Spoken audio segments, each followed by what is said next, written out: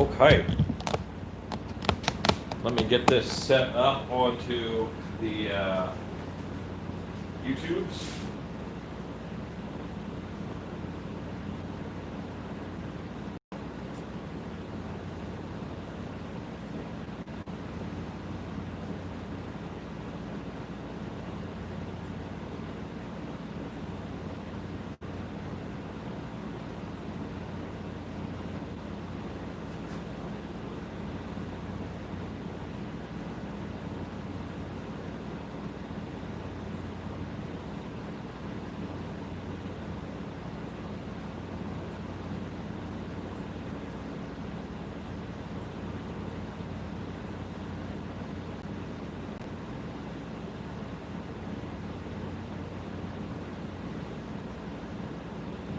Okay.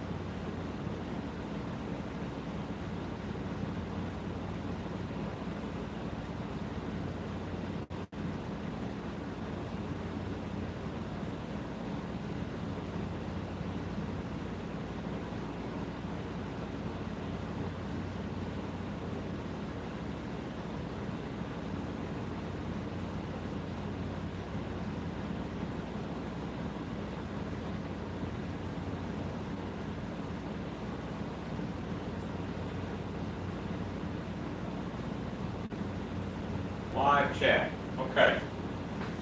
It would appear that no one is watching. One person is watching. Okay. 5:30. I surprised you. Didn't know I was going to be so sneaky. Well, that is perfectly acceptable. Oh, I still have to get the pop. The pop-out chat was giving me trouble. So give me a moment. Just give me a moment. Could that one person, could you make a comment just so I can make sure my little chat is working here? Give me some trouble.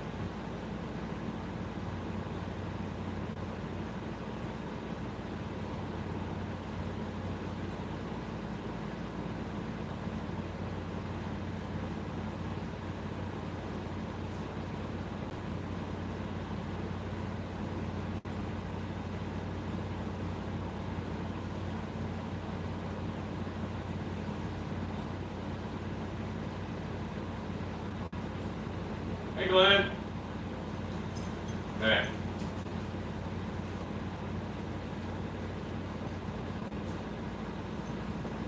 Hit pop out chat while I'm here.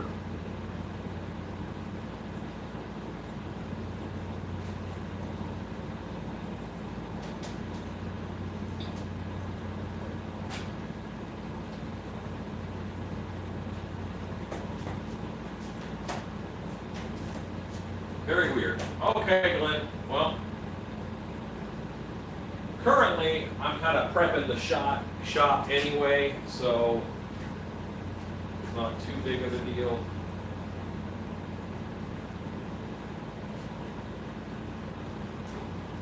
I would never say that you're number two, all right? That's just not how it be. At least not while you're right here in front of me. Now there's 3 of us. 4 of us. Okay. So I'm going to be looking at the screen quite a bit. So I got to move some things around. And of course, I'm not ready to mold.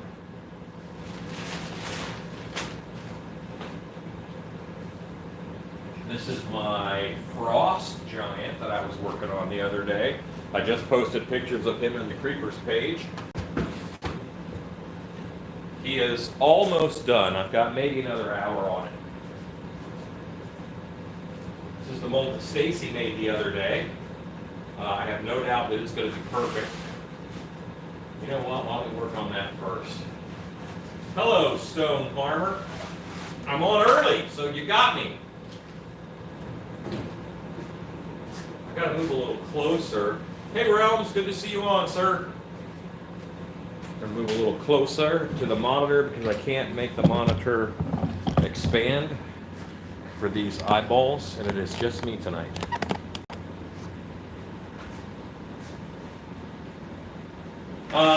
Well, see, my list keeps changing, so my list adjusts.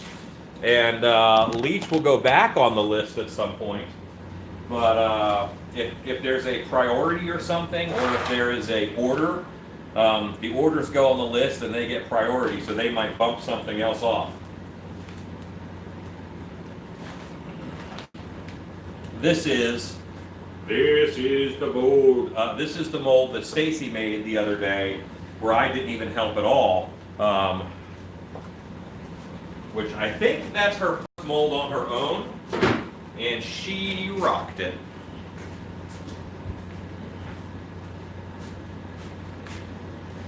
Aha!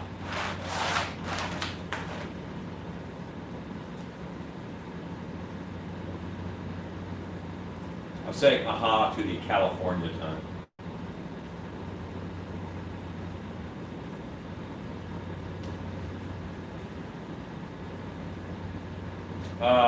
Realms, what kind of cosplay did you have that got the cops called on you?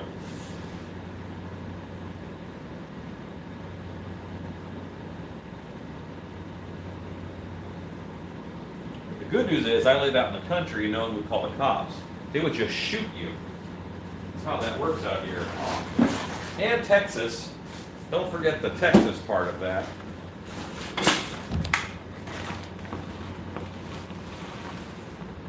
Pennywise. Yeah. Now, Realms, I'm going to ask you a very serious question here. Was there some kind of an event that you were cosplaying for, or were you just kind of walking around in a Pennywise costume?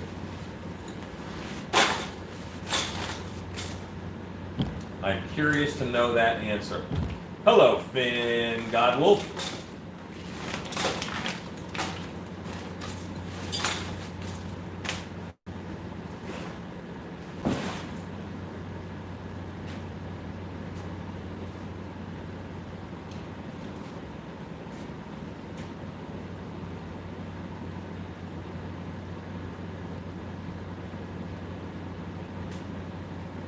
Working on getting clay out of this. That's like cosplay, Stone Farmer.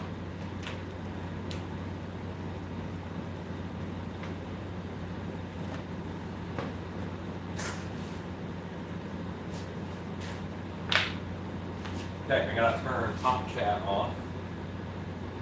Turn it on to live chat. There we go.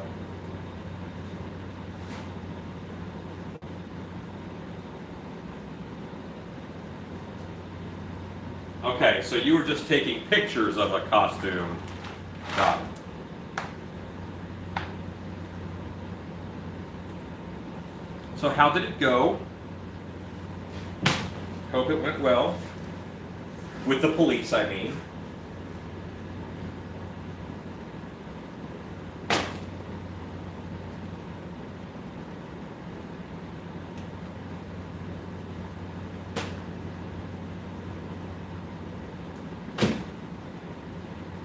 This clay has gotten pretty firm because we molded it the other day, and it sat here for a while.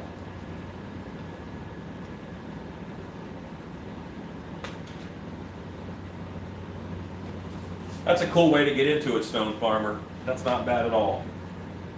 That's a lot of family support. Nothing wrong with that.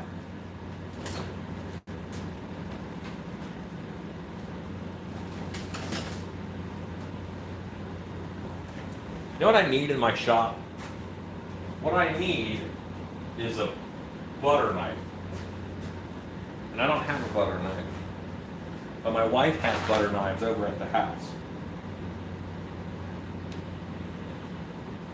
I would go and steal a butter knife from the house. However, someone here rats me out to the wife all the time. Finn, I have so many old videos. I wonder if there's like a feature that I could use on YouTube to tell me how many minutes of videos I have. It would be days. 12 years worth of videos.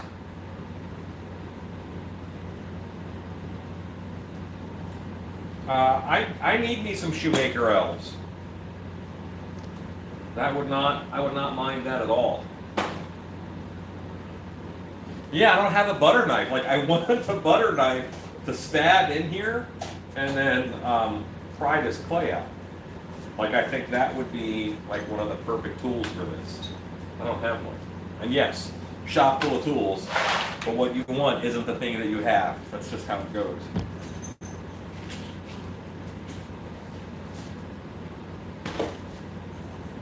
You know what? I am going to have to go and feed the doggos here shortly. That'll be weird because you can't story time yourselves. Figure it out. Hello, third degree.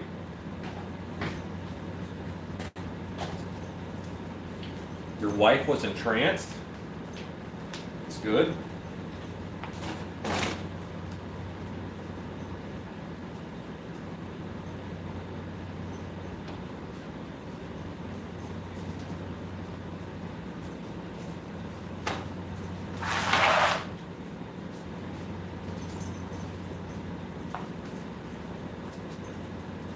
It is kind of ironic that I'm wanting for a butter knife in this giant shop full of tools.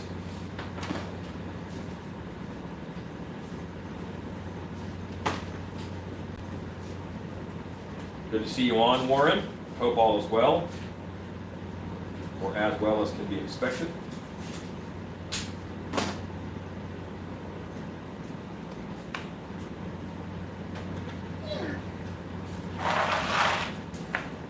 Bad news is my dogs are awake, and they're gonna find some trouble to get into. You know it.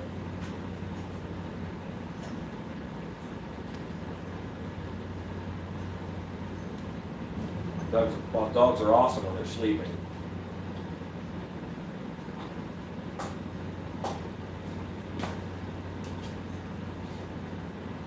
Scott says hi to the puppies.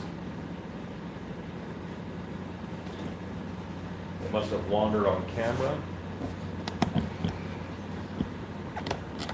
Right now, they seem all relaxed.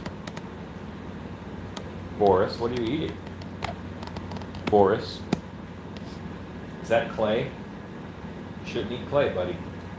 It's bad for you. Nope. But, let's see. There's something in here that I can give you.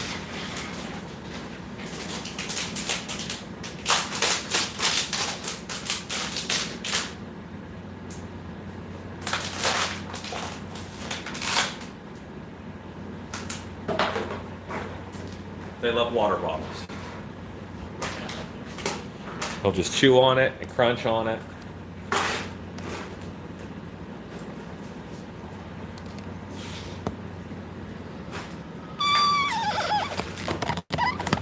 Very cool. A visit to Salem is probably always fun.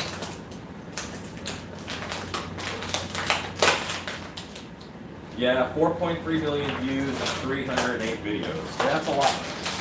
That's probably only the videos that you can see too. I have a lot of hidden videos on there that are, maybe they were an answer for one person's question, so I just kind of sent them a link to it. I used to do that a lot when I had a little more time. Okay, so far this mold looks great. Yes, I am on early tonight. Yeah.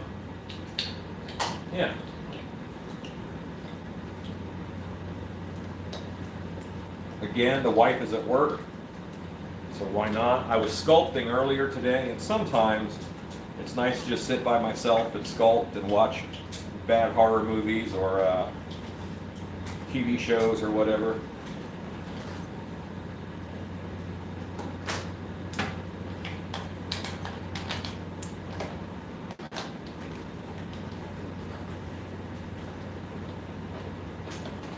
Well, K&T, holy moly, you got the numbers down.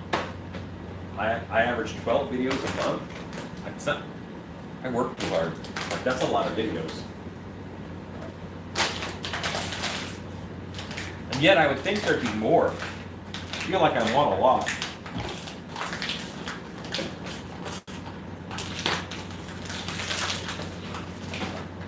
Yeah, so far this mold is pretty great.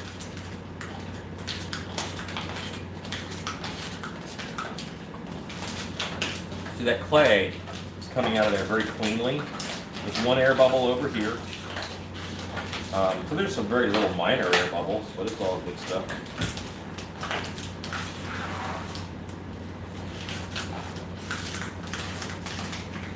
Hello, Tutwork Studio, otherwise known as Anox on the Moon.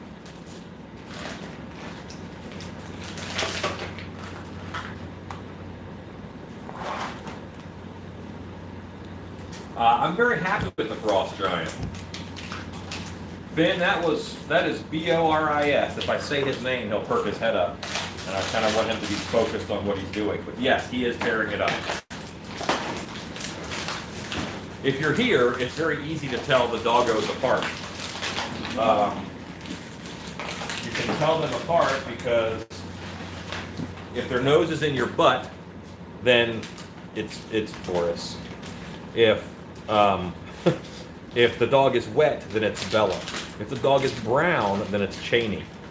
That's how you can tell. Yes, this is Leech Lord.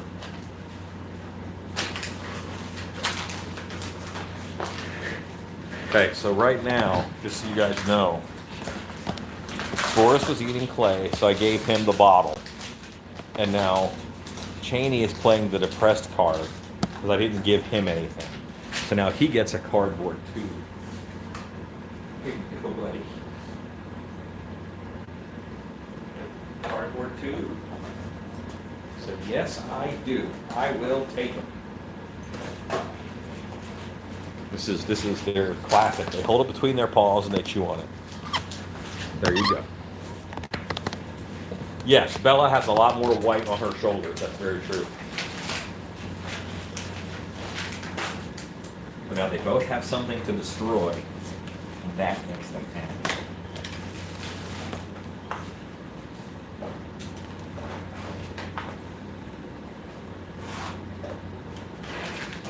We're about to get to all the teeth, so I'll have to be pulling those out.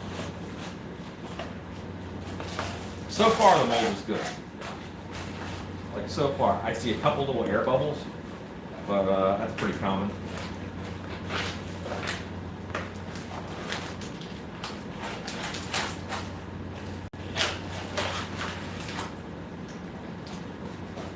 What I do is I'm wire looping to kind of get underneath a bit of this, and then once I wire loop it, I should be able to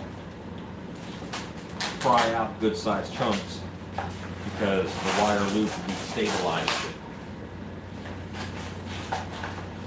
The mold is two colors because this is actually foam. This is just Loctite foam that I put on top of it.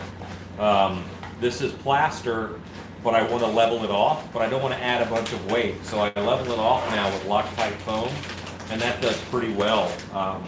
It holds up the mold well, but it doesn't add a bunch of weight.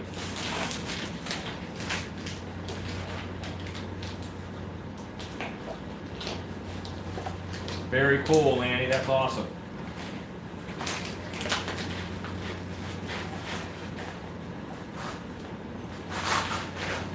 I don't know if I call mold making fun, but it's a means to an end, you know, and it's something you gotta kind of do if you're gonna do this.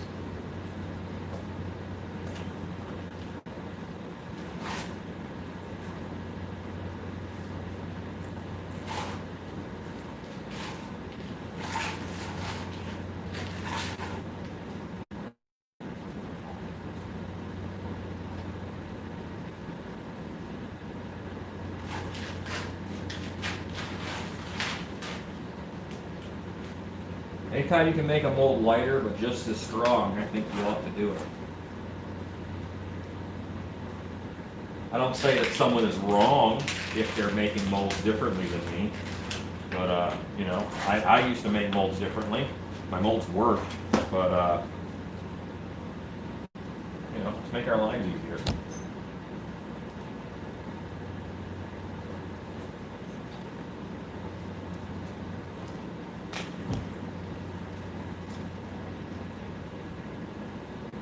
Sculpting is the fun part, and so is painting. Yes, I agree.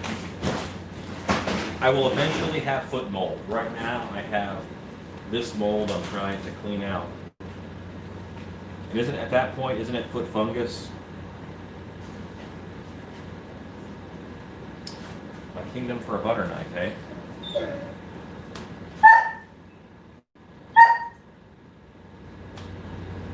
Cheney.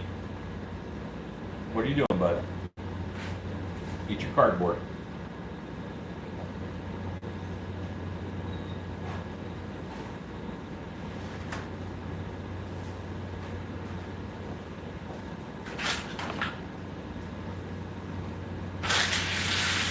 Wait, is the light on? I'm sure she is.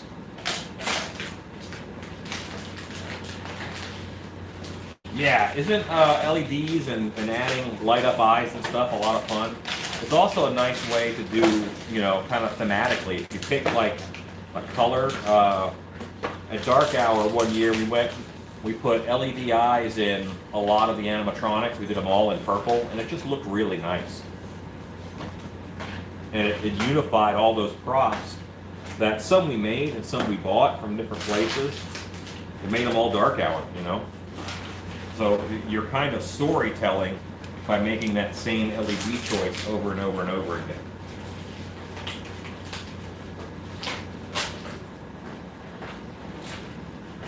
Okay, so the mold doesn't have any big issues at this point, but I can tell where the plasters were married, but that's not that big of a deal. The only issue we had on it was that the plaster had been out in my car, so it was very hot. And heat is a factor in the chemical reaction and how fast it happens. So Stacy's plaster kicked in like 10 minutes.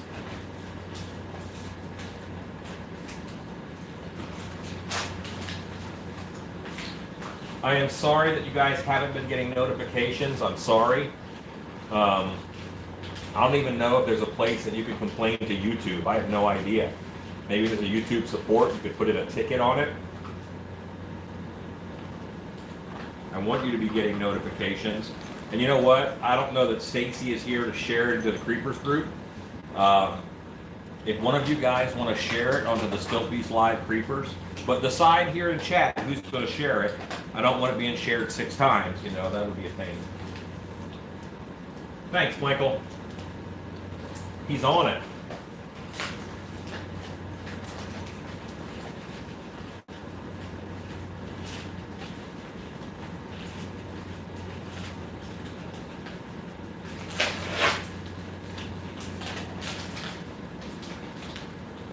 Sorry to hear that, Kat. But in all honesty, the more that people complain to YouTube about not being able to see me, that's good. That makes YouTube think people like me.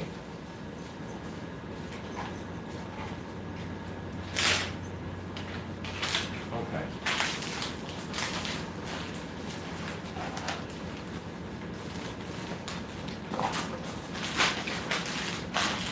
I'm down to here, and here's where I'm trying to get, you know, the clay out. I know there's a big ring of teeth back here, so soon I'll be getting towards where I need to get the teeth out. Hello, hairy beastie.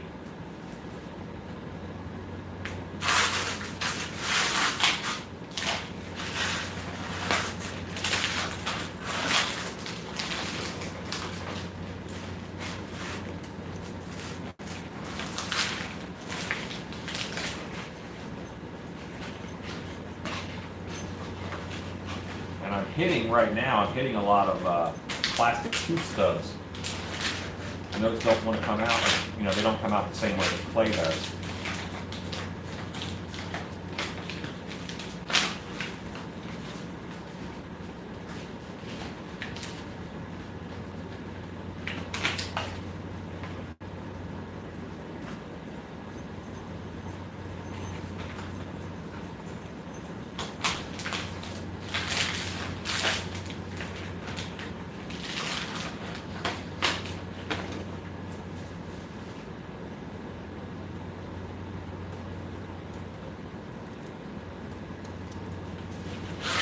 Sorry, yeah, Enigma, I don't think YouTube notified anybody because I was on and it was just like me and Glenn for like 10 minutes. So I think, Glenn, did you get a notification?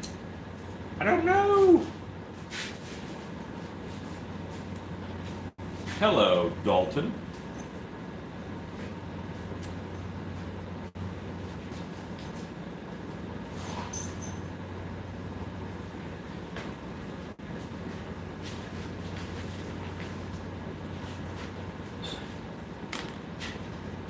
Yeah, this hard clay is pretty tough on these tools, so I'm being very careful to not break it then.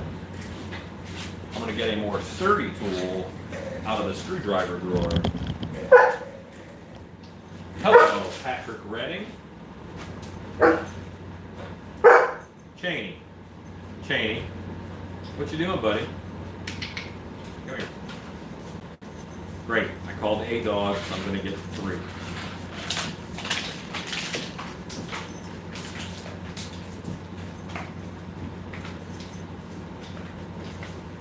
Yes.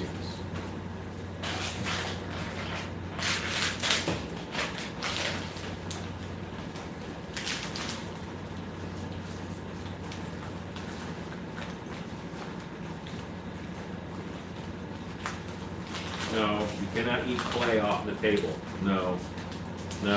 I know you want to. Go on.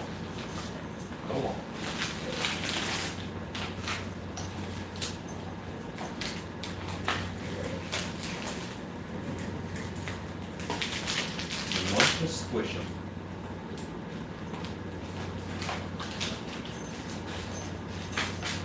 Yeah, exactly. That's what my doggos were saying.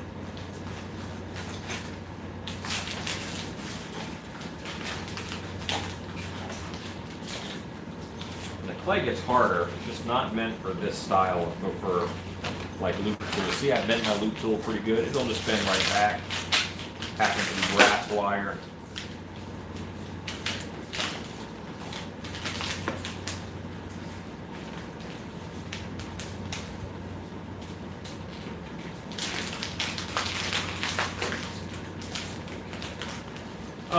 I knew I was going to get 3 dogs. I'll be honest with you. I knew that I was going to get 3 dogs when I was headed there because we had 2 dogs. Their names were Wendigo and Spitz, and we had them for years. And we lost Spitz to canine diabetes. He went blind. He was blind for a year.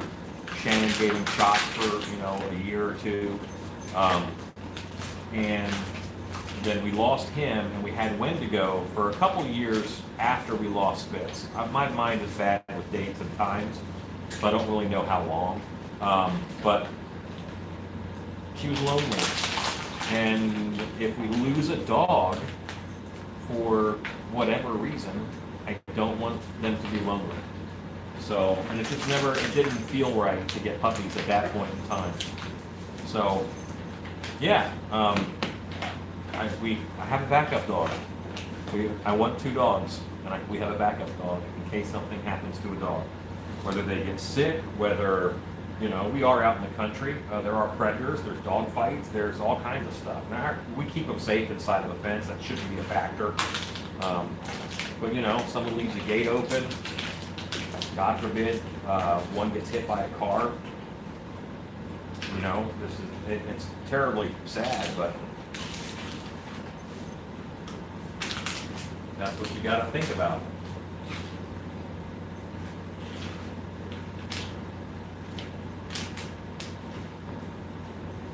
Good. You know, the carburetor cleaner, that's a miracle for getting gunk out of an airbrush or lots of fiddly plates. You just do clean it up after a little bit because the carburetor cleaner itself is a little harsh. A little harsh. Yeah.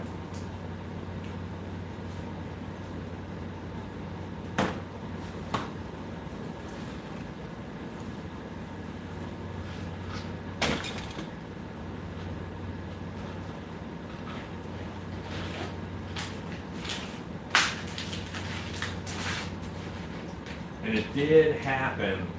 I have not yet bloodied hammer time. I don't know when you're coming to get it. Do you want it bloody? That's the question, I guess.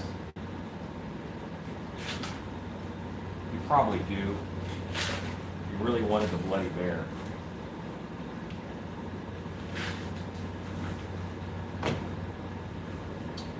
Whenever you're using like a metal tool, like I am, be really careful not to touch the sides of the mold. I'm using my hand as a lever, I'm putting it in the clay, and then I'm levering it back to pop that clay up. No, WD-40 would not work the same as carburetor cleaner because WD-40, it doesn't break anything down. WD-40 is very slippery, and it's good at getting in between stuff. So WD-40 is good at getting in there and surrounding foreign materials, allowing them to move freely. The carburetor cleaner goes in there and it starts eating away at those little flecks of stubborn paint and whatever is stuck inside the airbrush. So they work on different levels, but the WD-40 is going to allow things to flow around those little paint chunks, and you want to remove those little paint chunks. That's why you want to eat it away. Eat it away, eat it. I eated it, and it was delicious. Hello, Stacy. Stacy, so far so good on this mold. This is the mold that you made all by yourself. There's one air bubble connected to where the two plasters met, and I'll show you that line here in a minute. It's not a bad air bubble at all. It's one that I'll just put a little dot of clay in and keep on going. I haven't gotten to the point of getting all the teeth out yet, obviously, but I don't foresee any huge issues. Where I thought there might be a problem, I'm past that, and there just isn't that big of a problem. Some air bubbles, but that happens to everybody.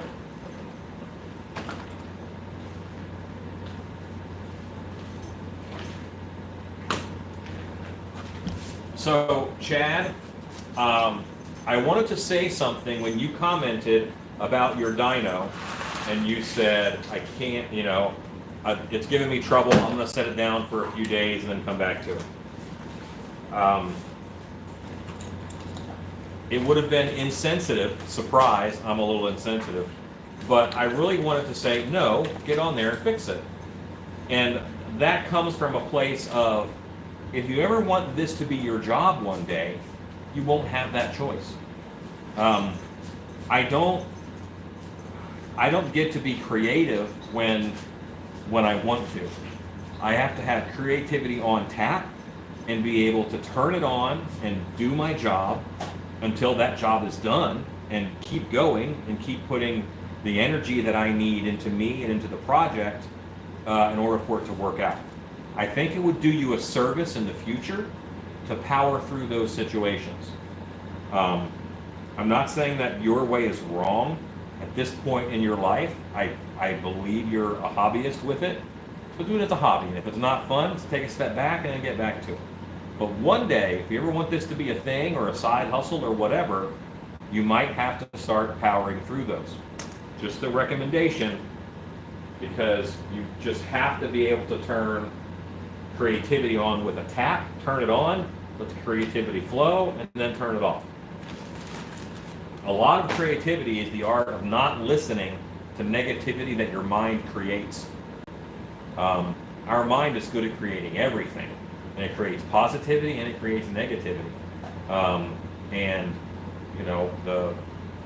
The old, there's two wolves fighting inside of you, which wolf wins, the bad wolf or the good wolf?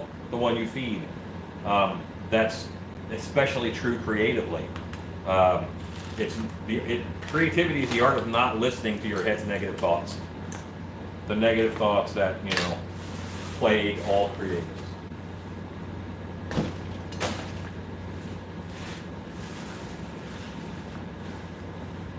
I don't know if I've ever wanted to fight it when it was something I was making. Yeah, I want to see the direction your dyno is taking and how it's coming along.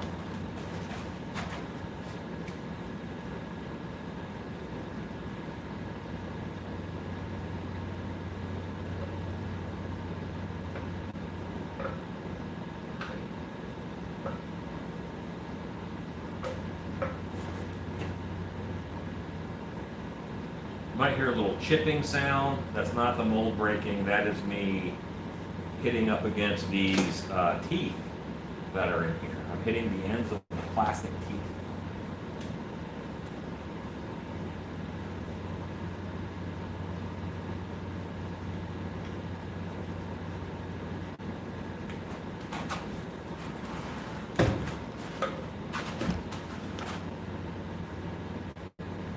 You like how I work so that you can't see anything that I'm doing?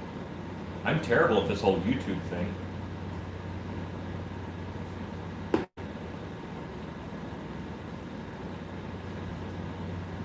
See, now the teeth are honestly one of the things to worry the most about because it's real easy to get an air bubble in between the bottom of the tooth and the rest of the sculpture. That's a real easy air bubble spot. So I'm glad that you are confident with me. It's also the focus of this particular mask.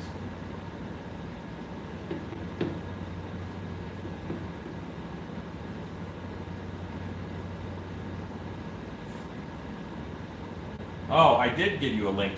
You asked for a link. It was on the Creepers page, so Stacy did post it. Yeah, the peacock dress is beautiful.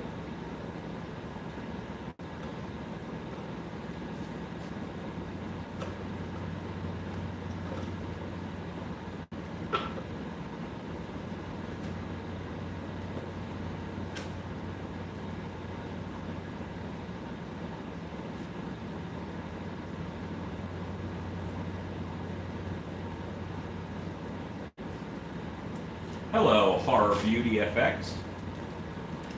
Good to see you on. Hope things are well with you.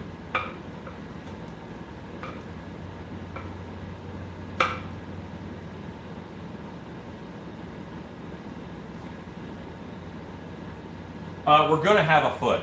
Right now I'm cleaning out Leech Lord from the other day that Stacy molded. I'm cleaning out that mold. And as soon as this guy is mostly clean of clay, we're going to move on and we're going to start making the mold for the werewolf foot.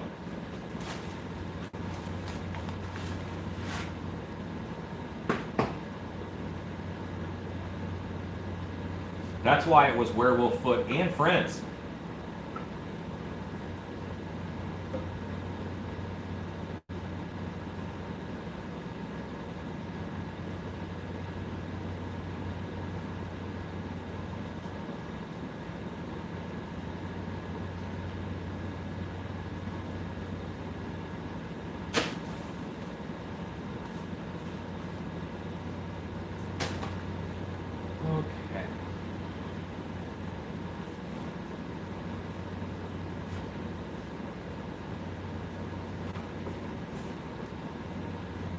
Chipping pieces of clay away in order to clear this up.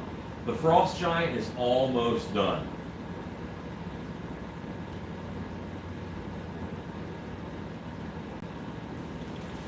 Whoa, Chad, that's a scary way to go. I normally just take a wire to it. I don't take it back down the head form, but if that's what you had to do, then that's what you had to do.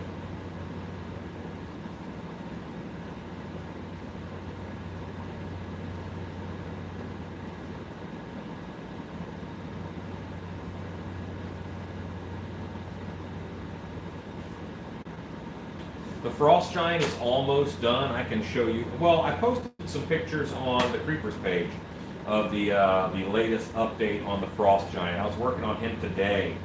That was kind of my Allen time earlier today. I was sitting here just working on that. I'm kind of excited to get that done. It's such a basic monster, and it's nice to do something that basic. Like a troll, you know, I might put a troll back on my list.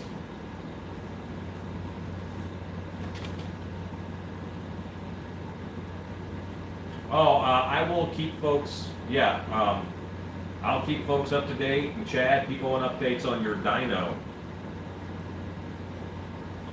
I know Jeff Fields, like I don't talk to him a lot, but yes, I know him. I don't know if he is okay.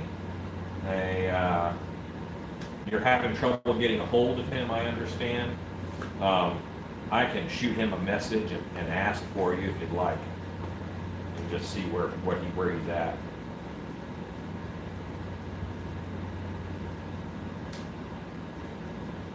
Don't normally use my powers for evil, but I will check in on somebody for sure. The world does need more trolls.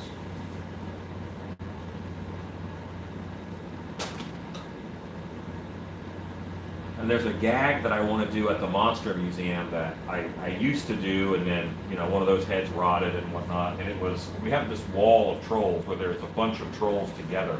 Right now there's like 6 different types of troll, and I want to make a common English troll. That's the first one you see. Common English troll.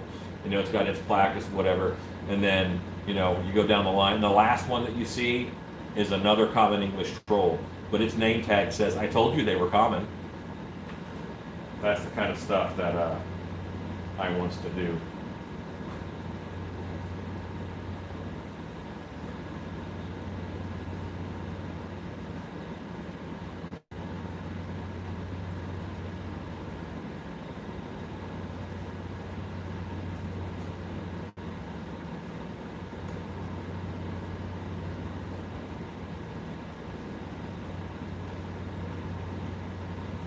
Hello, Rodney Pope and Michelle Schulte. All right, so the mold is this clean. It's this clean. I will need to get a few of these teeth out in order to find out a little more information about any air bubble issues. What I'm seeing right now looks promising. This is also the kind of sculpt that you can fudge those things and repair those things.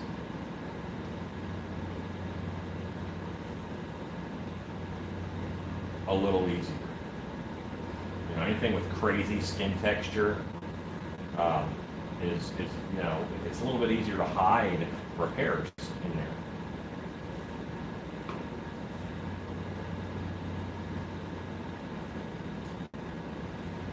See ya, Rodney.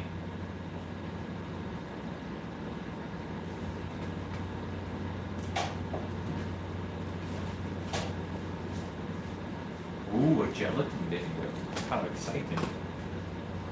I like using gelatin.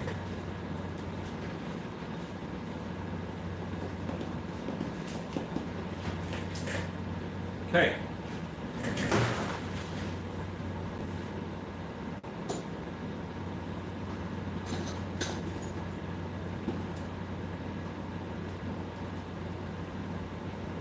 Yep, I got the song wrong. I messed it all up.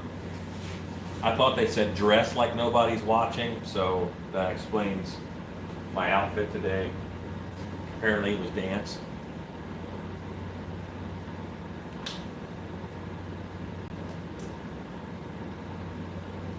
That is something that I say to haunt patrons quite a bit. You messed the song up. It's supposed to be dance like no one's watching, not dress like no one's watching. Tell my actors they can make fun of anything on a patron that the patron can change within 2 weeks. If they, like, you can't make fun of their nose because they can't change their nose in 2 weeks. They can't lose weight in 2 weeks. They can change their shirt, change their hair in 2 weeks.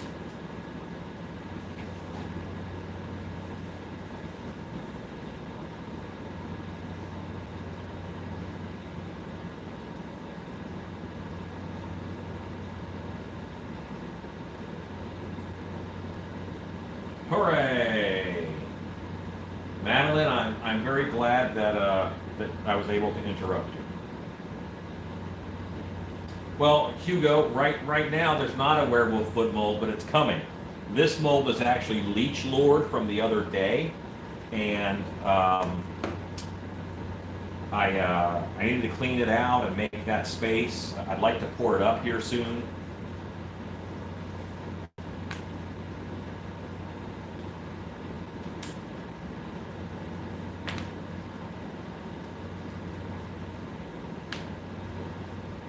All these teeth are coming out actually pretty easy, so that's good.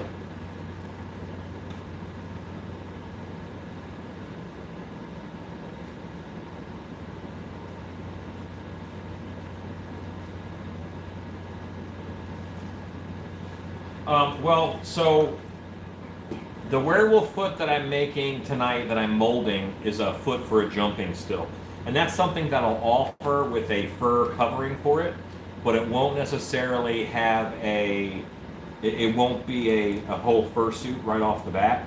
I have a whole fursuit werewolf, and what I will probably do is offer that with either regular stilts or jumping stilts in the future.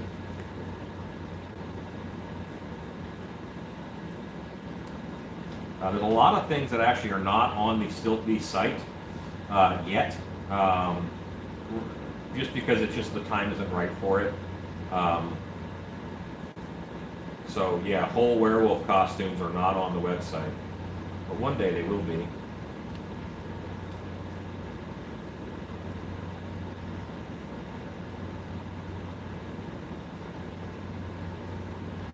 This week coming up is going to be full of minotaurs and Cujo. So jumping stilts they're the stilts with the bow in the back, and when you press down, that's actually like a leaf spring, and when you push your weight on it, it compresses, and then you can jump actually higher than you can normally. Jumping stilts are pretty cool. They're called power skips, or there's a couple names for them. Power skips is one. Bocking is what it's called, because a guy named Bachmann in Germany invented them. Hello, Eugene. Thank you. Yes, right now we are safe. I appreciate you popping in, and I appreciate you saying hi. That means a lot. So I'm about to do another round of tooth pulling, which is sometimes just as fun as you think. Just as fun as it sounds, I should say. Let's get the camera down here.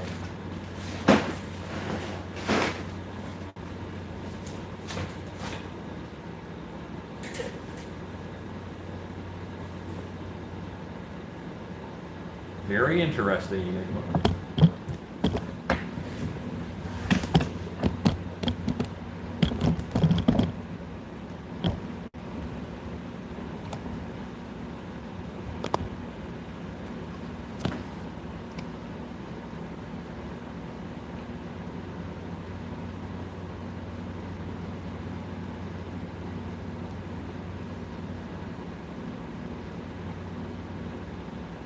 Well,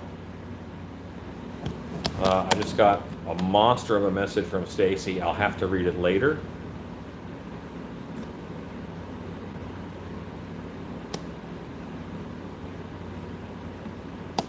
There we go.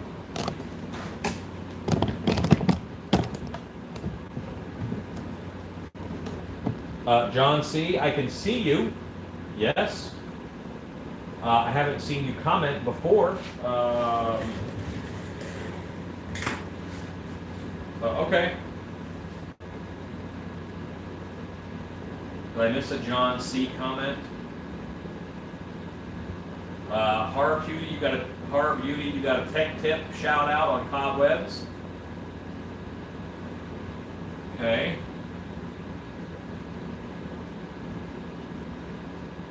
John C., I'm on live chat. I should be seeing everything. I did not really see a comment directed at me above. Oh, yes, I was looking at the camera. Sometimes. I also can read comments up here, so there's a little tiny screen for my old eyes. All right, so let's zoom a little. Zoom a bit, just a little bit.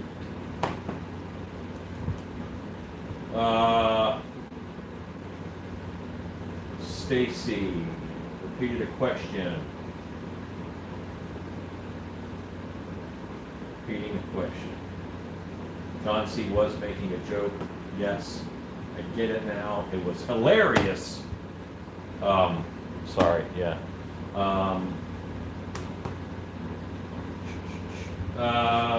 Third degree, did I miss a question? Yeah, I don't want to see anyone naked. How far away is the Monster Museum from my house? It would be a choice, third degree. It would be a choice. It would be the dark hour, or, because the Monster Museum is honestly about an hour and 40 minutes from the house. I don't mind driving it. That's perfectly fine. But, like, I'd take everybody down to the van. That wouldn't be a big deal. But the amount of time it would take to get there, do a tour, and then come back would kind of be a pain.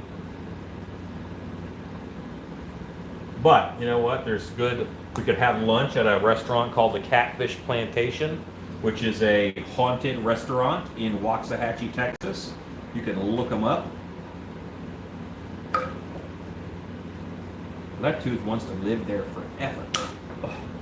Okay, we'll get his neighbor. So yes, we could, but I think it would be an either or if someone was like staying an extra day, I wouldn't mind taking them out there Tuesday, you know.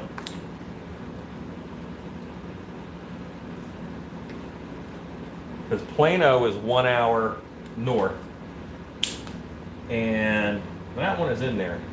Plano is 1 hour north, and the Monster Museum is an hour and 45 minutes or so south.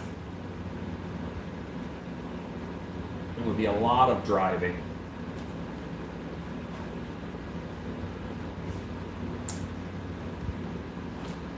So I know you guys have a hard time seeing because of my hand, but these do come out fairly easy most of the time, you know. Just grab them by that little stem and yank them out. It is a haunted restaurant. I mean, look it up. It's Catfish Plantation, and they talk about ghosts in there a lot, and it's even on their website and stuff.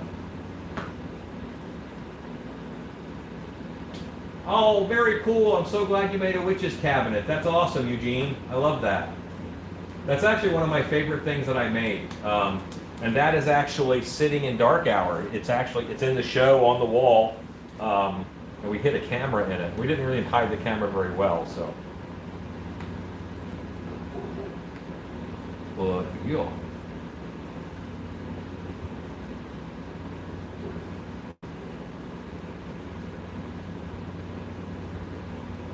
Okay. No reason at all why this tooth in particular shouldn't just come right out. Let's go ahead and back you guys back up. Back it up. Back it up.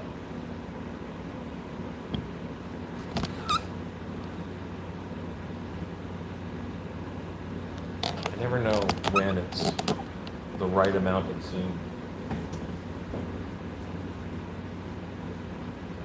Bob Connor, and it is Stacy is on it. Good deal.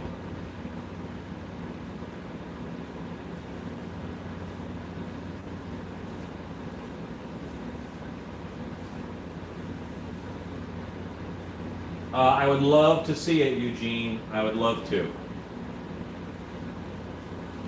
Or Warren, if there's a lab or something that you happen to come out for, I will gladly take you out to the Monster Museum. It's that is one of my passion projects, so I never mind showing it off to another monster nerd.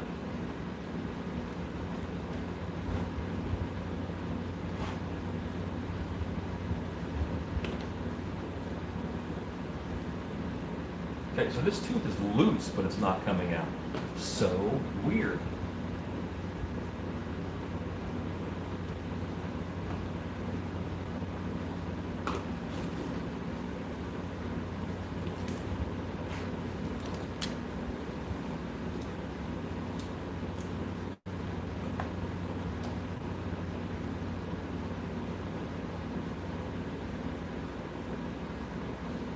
We are about 3 or 4 hours from Fossil Rim.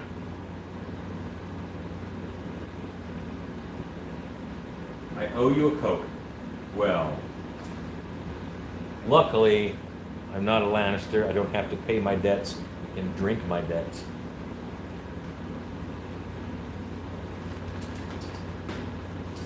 There we go.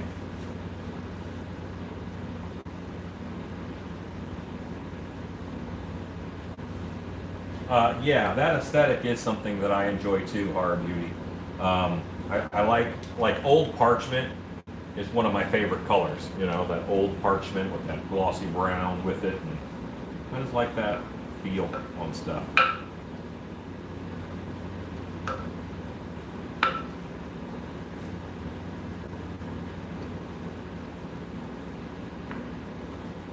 Okay, I'm going to turn this into, Alan is going to get this tooth out. Like that's my mission now. See it moving? It's moving. So what is going, aha! All right, and what it was, this tooth wasn't clean.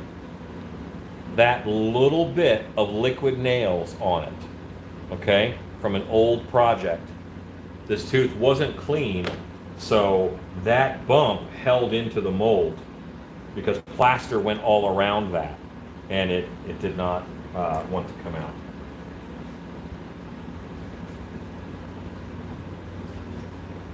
Eat some barbecue at the Chainsaw gas station.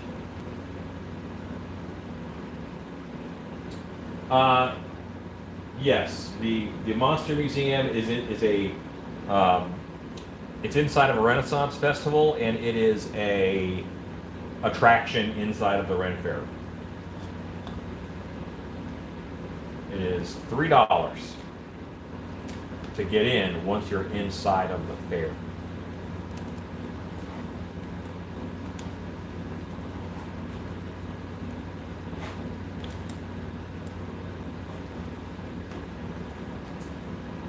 Okay, that guy wants to live there too. But this is all like nitpicky stuff. I'm going to get this out, but I'm also probably going to power wash it too very soon. The Renfest is 8 weeks out of the year in the spring.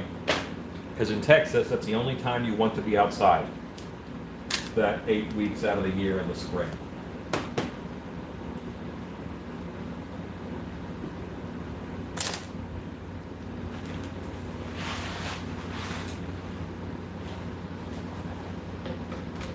Okay, I'm going to put some water in here. But you know what? I wanted to show Stacy this mold and what I was concerned about. Now, it's not that big of a deal. Like, please, like, this isn't like a mess up or anything. If you look here, don't get sick, guys. Sorry. All right. See this line? This wavy line? Almost like a hamon line on a blade. That is the two plasters and where they met up. So that is from that. Now, along that line, there are a couple little air bubble holes from those being forced together. All right. And then if you go to the other side,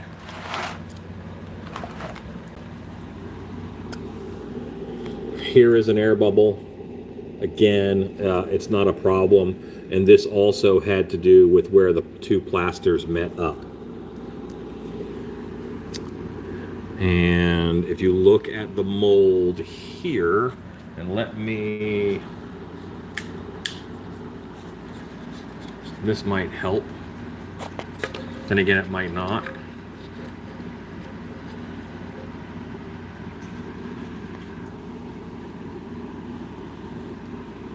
See that line? Well, this line is those two types of plaster meeting up, and it's right here. You can hear it as I run my tool across it. That it's just they're locked together. They're locked together. It's got a mechanical bond, but it's not that big of a deal.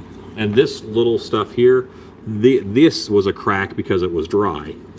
Okay, and then this right up above it, see those two colors? That's the two different plasters. And this plaster goes right up here, and zoop, right there. And I don't know which one was first. You know what? It doesn't matter. Again, it was a hot plaster out of the car, and heat is what sets off this chemical reaction. It produces heat. Well, you know, when it's already hot, that chemical reaction happens very fast. And maybe if I had stuck my hand in it, I would have thought about it, but I never even thought about it. Enigma, you need to buy yourself an air compressor, sir. And put a piece in the freezer. I wouldn't do that because you don't know how much moisture is locked in the mold, and moisture expands when it freezes, you know? So I wouldn't do that. It could, not always, but it's possible that mold could crack on you. May not have happened yet. Use a power washer. Take it to the car wash. Use their power washer. And get you an air compressor. No, this mold will work great. This will be perfectly fine. There's a couple little air bubbles in it. Every mold has air bubbles. So the mold is fine. You know, the mold is all the time and energy you put into it, and that's all you can ask. And the experience of making it and having that problem and powering through it and getting it done is way more invaluable, because you know that problem happening is going to make you think through things on the next mold. And now I will know, don't use plaster right out of the car because it's freaking hot. You know, that's all. It's not something I thought of. I never, you know, when I was mixing it, I was like, this is warmer than usual, but it had all that heat energy inside the powder, and it used it to set off its chemical reaction faster. It seemed very impressive how fast it goes.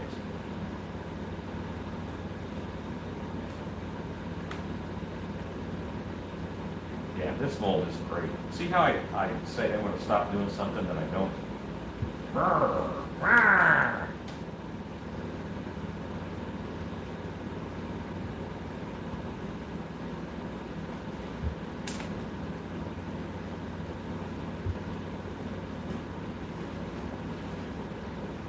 Yeah, get yourself an air compressor that just plugs in.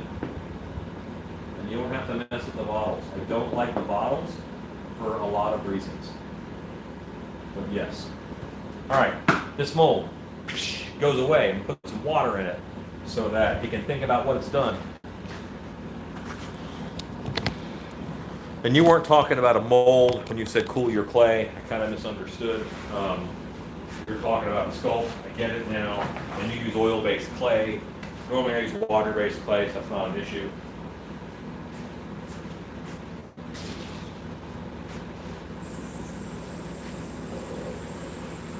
Now I have moved so far from the TV I cannot read it. Next time. Hey buddy, how are you? If I ever get YouTube famous, I'm going to have one person here to read comments and one person that's a cameraman or woman. I'm an equal opportunity employer. Hello, Larry Hughes. We got to get through the werewolf foot, and then we're in Cujo and Minotaur land, sir. I know you're excited. And I'm just going to pour this in here and let this wet that clay up a little bit. Remember I mentioned it was kind of hard.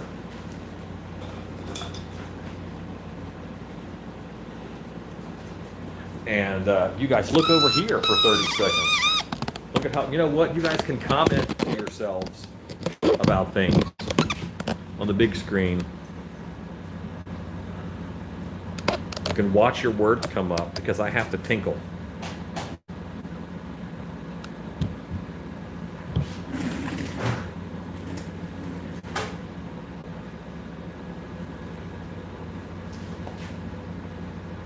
Okay, can you meet the frogs?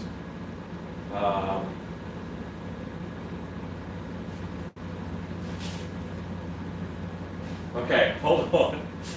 You tried making the Michael Myers mask, but it looked like Michael Moore. That's awesome and funny.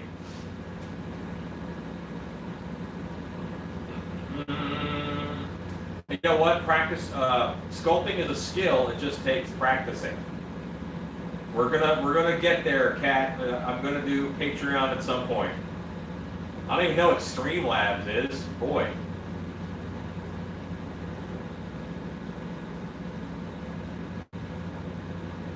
Frog Nation. Frogs. Yes, it's you. It's you, Chad. Thoughts on Guar's costumes? I wouldn't want to like walk to the corner store in one. They look a little, at the same time, they're cumbersome yet revealing. I don't think they know how that works stylistically.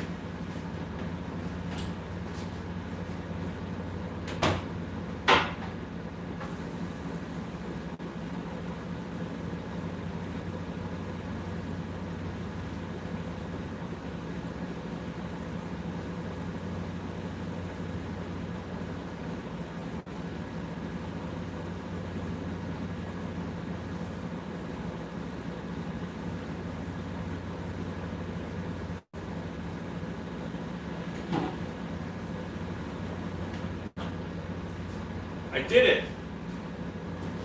When I say that, I mean I used the restroom. And it was awesome.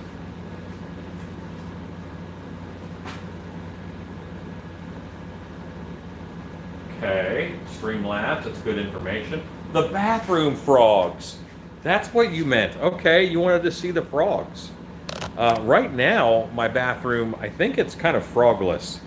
You see, I've done a lot as far as insulating the building, and I haven't had frogs this year. I had one for a while, but at one point there was like 5. Turn off the fan. This is, you're now in the bath. You're in the bathroom now.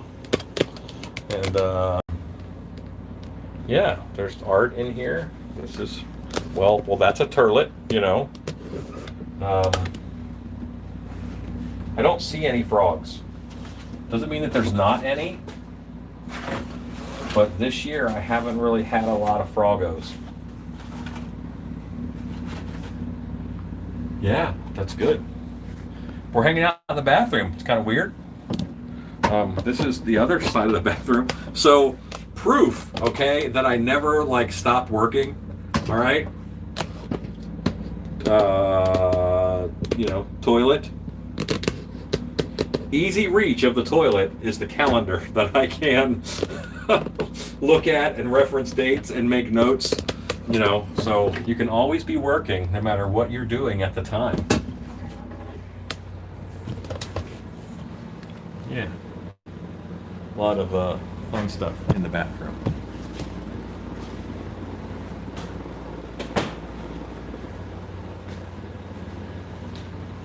It is a monster bathroom.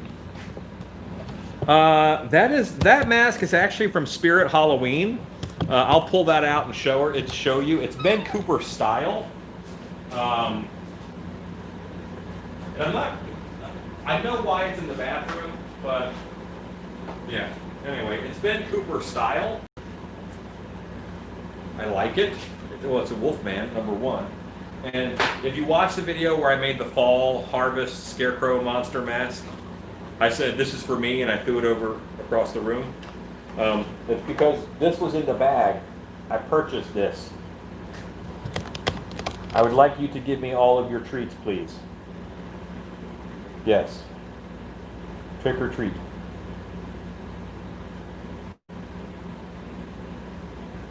I like this. It's a monster bathroom.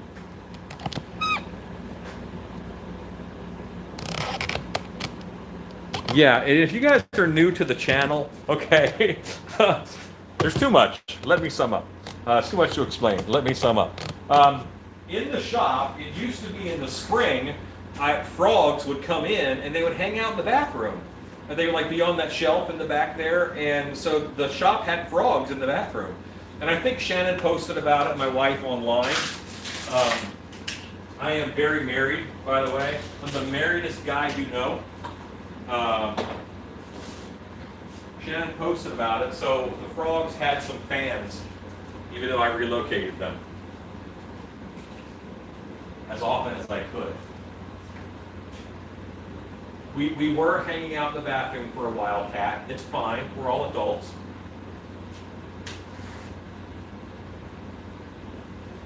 Ben, you know what? All right. So the way that I would make a shrimp, and I would make this, I wouldn't like make a shrimp sculpt and mold and all that.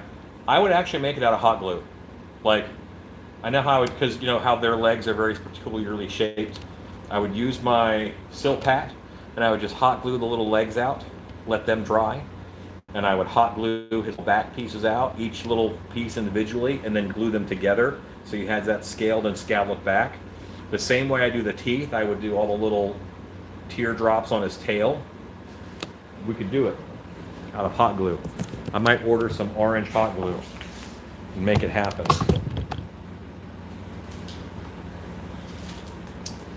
Have I considered doing my own horror film? I don't actually enjoy film work. There is such a different dynamic to film than there is to haunted attractions. I am a haunted attraction special effects artist because I enjoy haunted attractions, not because I am a failed movie artist. And a lot of people make that assumption that I really wanted to do movies, and that's why I do haunted houses, because I couldn't do movies. Mingenra? Mingenra? Is that a J, or do I say it like a Y? Is it Mingenra? Very neat name. Hello.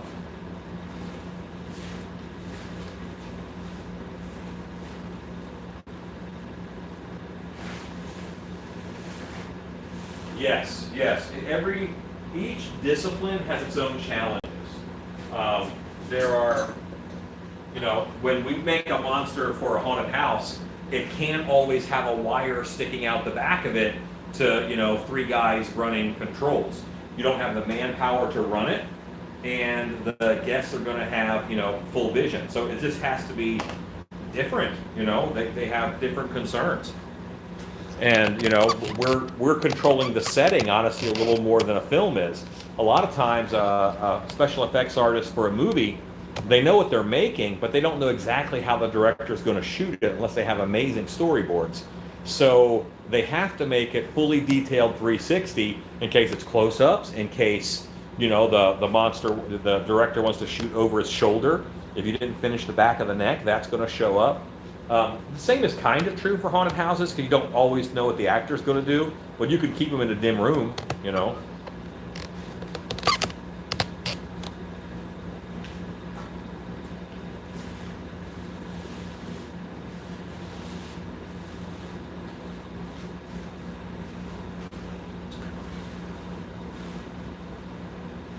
Oh, very cool. That's awesome, Stacy.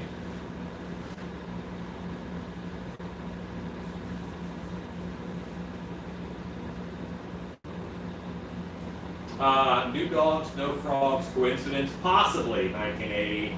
Definitely, possibly.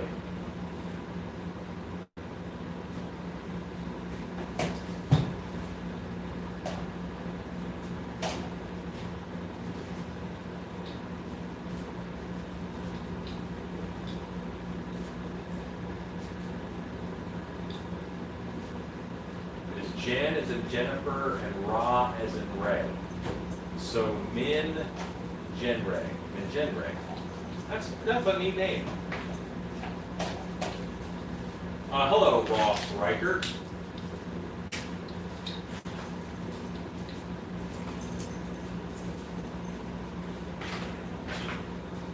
Okay.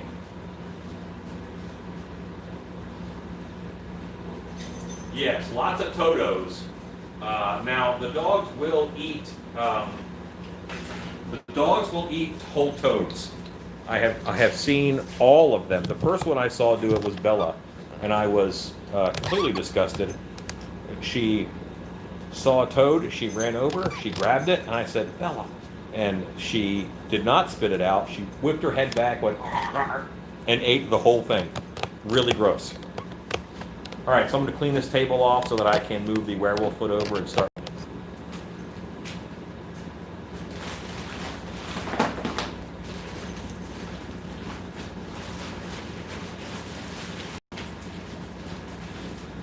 Okay, I feel like I'm caught out.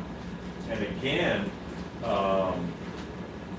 please, if I miss a comment, just re-ask it, because I will eventually see it. It is just me this evening, and I am trying to work while I read comments and stuff and talk to people. Then occasionally, I see YouTube people where they just have a live like this and they just talk to people. And that's such an alien concept to me. I kind of feel like I need to be working on something. But I do that a lot for like even, we've had to have Zoom meetings and stuff for work and for other things. I try to work through those too while they're happening. Bugs and jalapeno cheese stuff.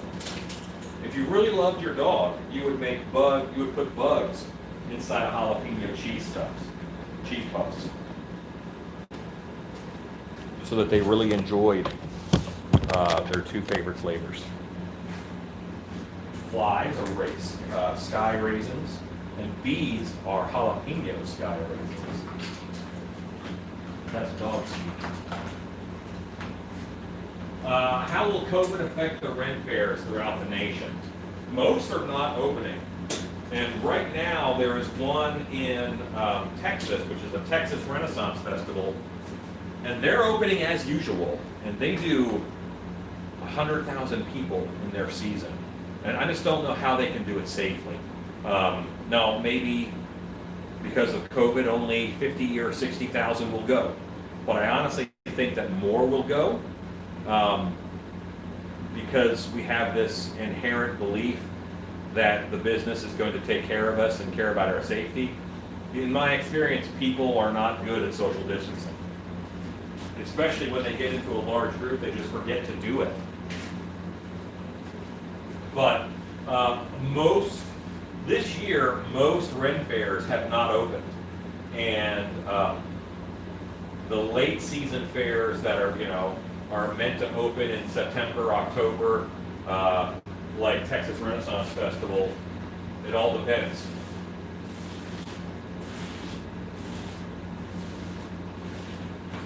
Eugene, listen, we don't talk like that around here, because you cannot cancel Halloween. Halloween is a date. It is a date on the calendar.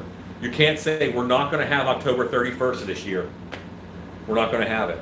No, Halloween is going to happen. Halloween will happen differently. They're canceling some events, but they're not canceling Halloween. Halloween still happens. We celebrate it differently, and we maybe start some different, more intimate traditions. There's nothing wrong with that. So there. But yeah, I'm not going to go into a whole tirade about it like I have before, but please help us and stop saying, you can't cancel Halloween, okay? Halloween's going to happen. You cannot cancel my Halloween heart. Halloween is still going to go on. That date is going to happen. And I will celebrate it and mark its passing in some way. I may not be working a haunted house this year, but Halloween's still going to happen. It's just going to be different.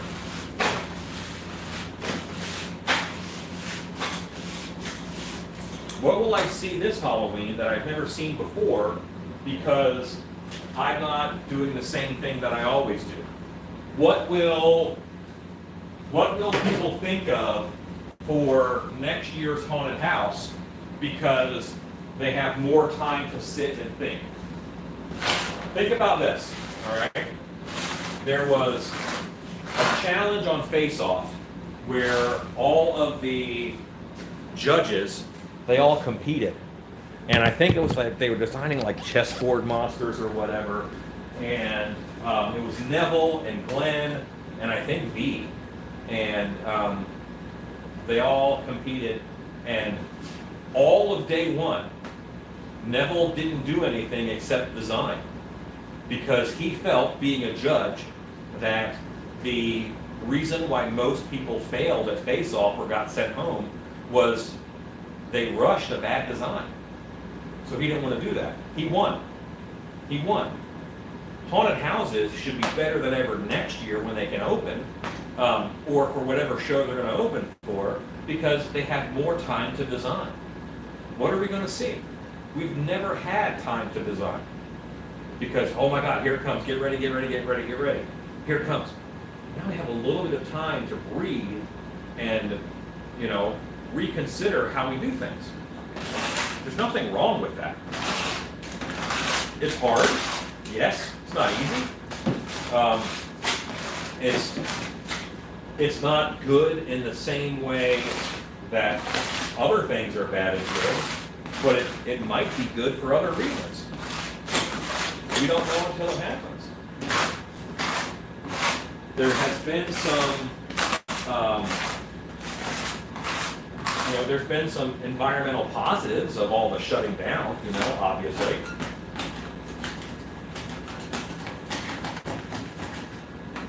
How many businesses were started because people have been kind of at home?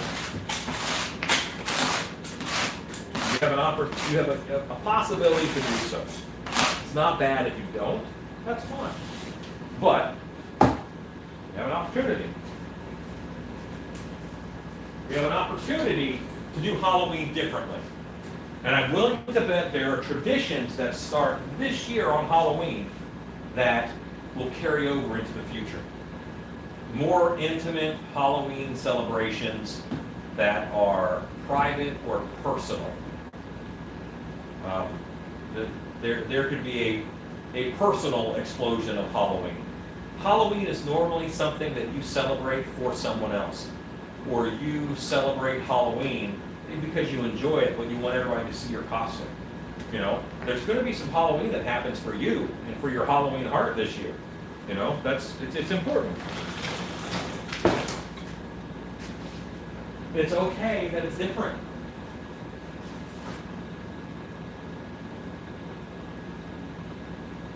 Okay. Home haunts, exactly. Having a home haunt that people can drive by and enjoy from their car is going to be magical this season. Parades might be popular, but they can also be canceled. You never know.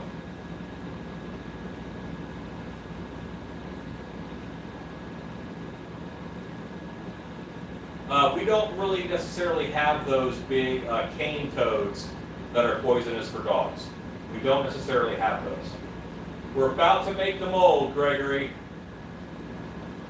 I got on a tear about Halloween. You know how I am. It's just different, yes. A horror marathon, if you wish, absolutely. You're scaring somebody. The specifics are to be determined. You know what, Stacy, can you send me that in a message? I think that that needs to be a t-shirt. I'm scaring somebody, ... The specifics are to be determined. That's never a truer thing was said.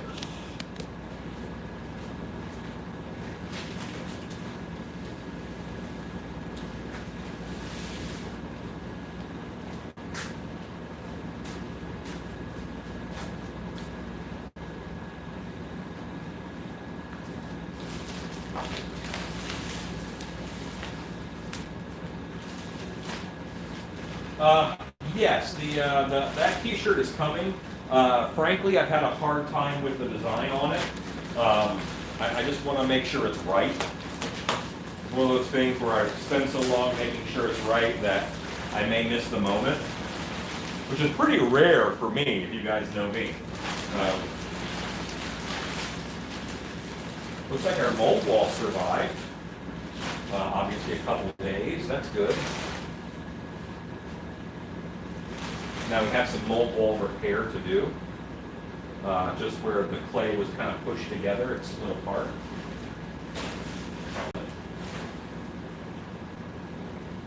Ross, I think we might go a little more highbrow than that one.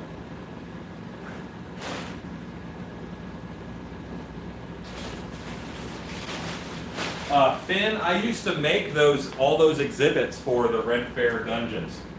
I made a lot of those props and pieces.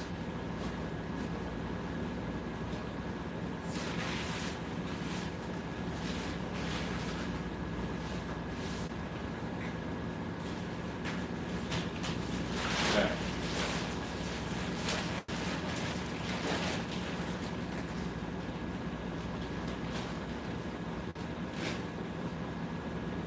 All right, so here's my damage control. Not a lot. This is the werewolf foot that we've been speaking of. Can you see this right here? So that's separated a little bit. It dried and it shrank a little. That's fine. That's fine. That's fine, man.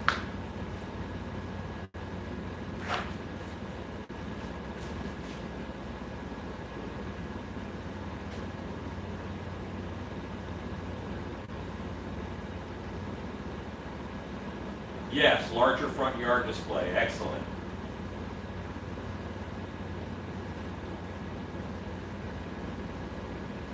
Okay, now we're talking about Kentucky. Yes, that's the foot. Yes. Thank you, Stacy. When that shirt comes up, we'll post it on the Creepers page. I will try and get it done tonight. I'll be honest with you. I'll try and get it done tonight. I would enjoy doing face-off. I did not do face-off when it was on because it did not work out timing for me. And also, it was very much geared for film work, and I don't do film work or enjoy film work, so I didn't have a lot of incentive to go. And let me say, the dumbest thing about face-off, is that if you won, you got that tiny, minuscule Fiat as a car. If you do special effects work or special effects makeup, that is not the car for you. You want a big van like mine to carry all your crap. That Fiat is not going to do it. Okay? That's ridiculous. But I digress. If Face Off comes back, I would probably try to get on. I think that would be a lot of fun. I enjoy their challenges. What I had actually thought about doing was I thought about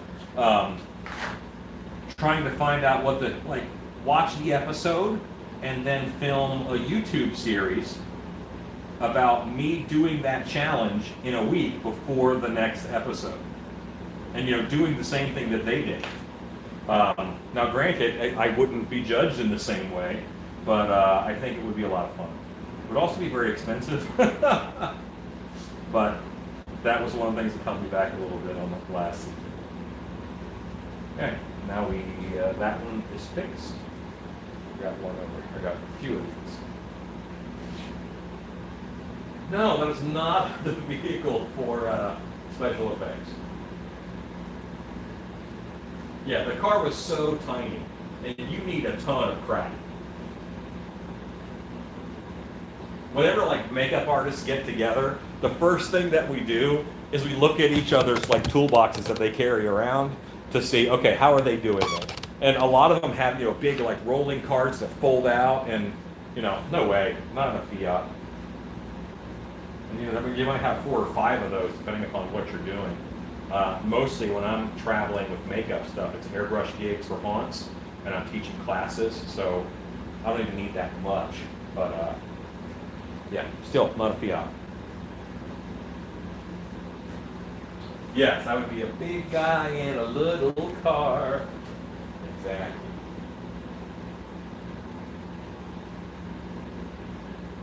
Yes, I would. If I had a Fiat, I would definitely put the Godzilla horn on it.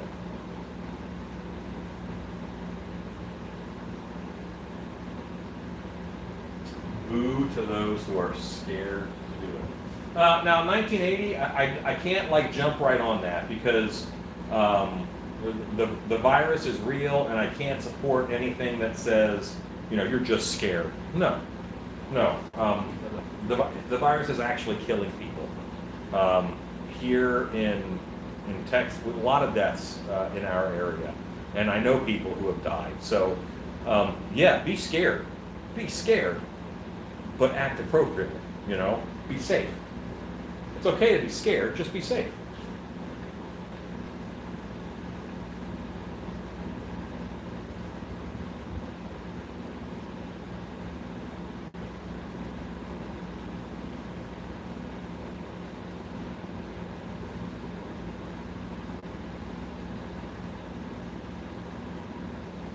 There are people out there who think the virus is 100% a hoax.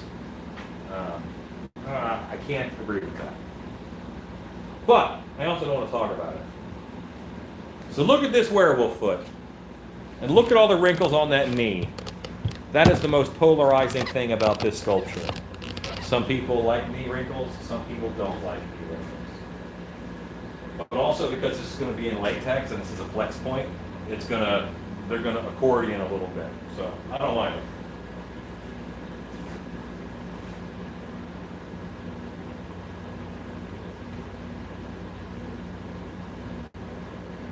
Well, Scott, that might be possible. I have to be able to hold a few more monster cams first.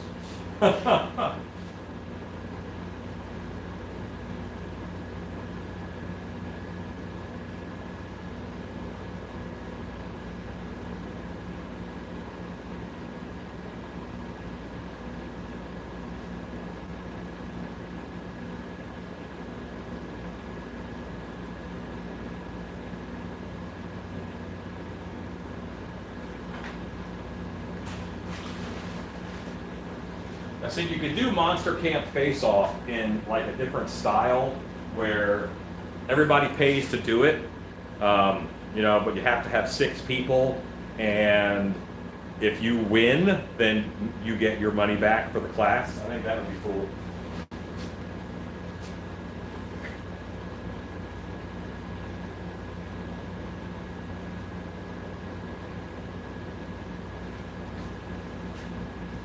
And also, one thing that I do know about Face Off is that I'd have a hard time because there's certain materials that are my go-to, and they just wouldn't have them. And you don't always get what you want; you get what they think you need. So, you know, I'd be the guy cutting apart the garbage can because that's what I needed. You know.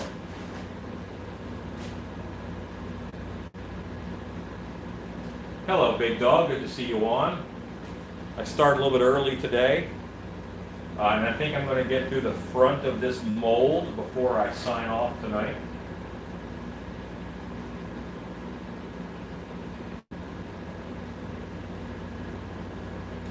Very happy with how this held up.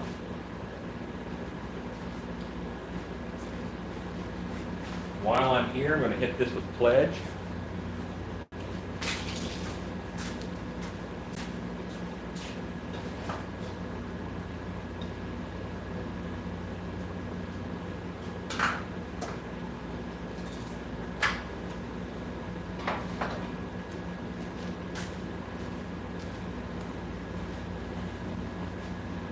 Thanks, big dog. Hello, all 75 people, as was just pointed out to me.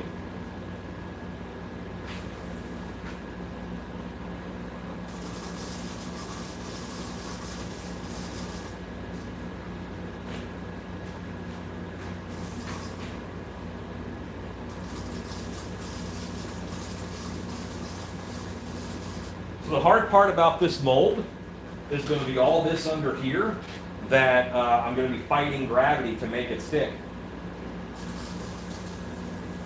That's going to be difficult.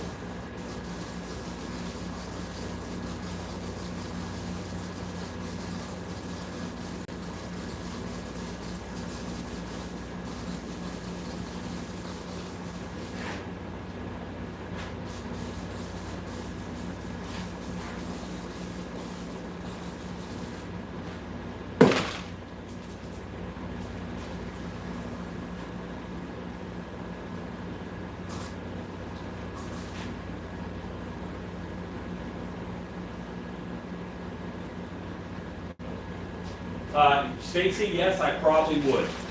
I'll put a piece of wood in from here to there and just brace it. I'll leave all this open. That'll be the last thing that I add on.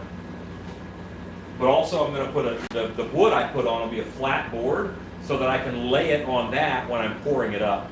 Because the back halves will be two pieces and I'll be able to put them on this mold. It does leave a sheen. Yes, sir. 1980, you just described the perfect day. Banana pudding after deep dish pizza.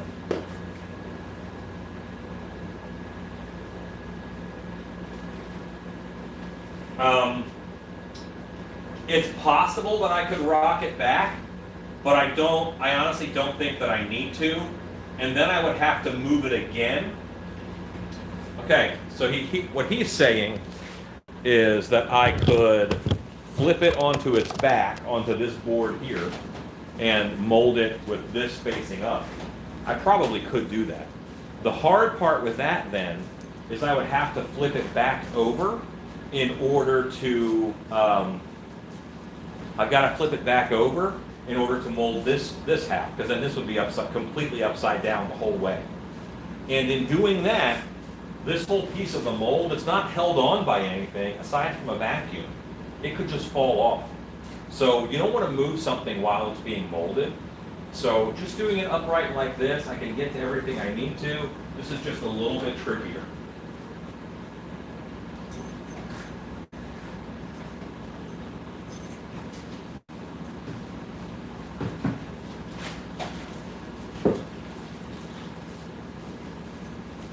Eugene, take care. Thanks for watching with us.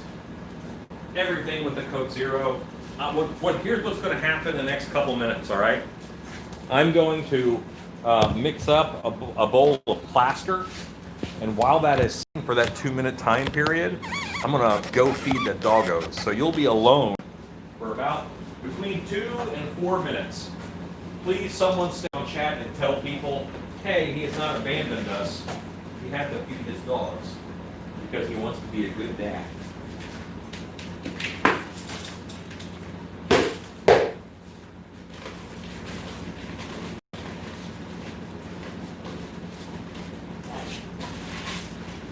Okay, right now I'm just cleaning out a bucket.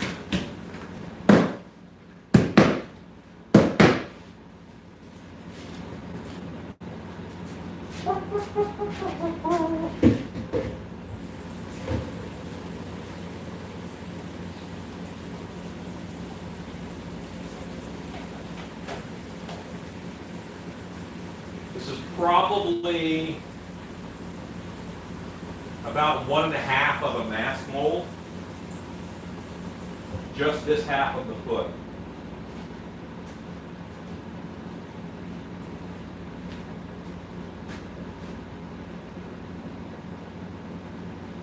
When I leave the room, you will absolutely be able to talk about me. And I won't even mind. I know how things are.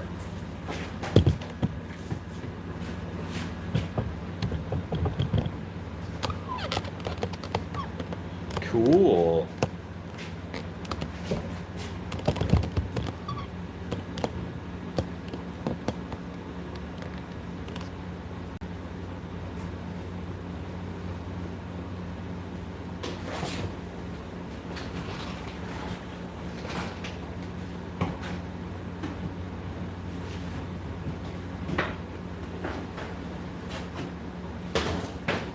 All right, so let's mix up some plastic.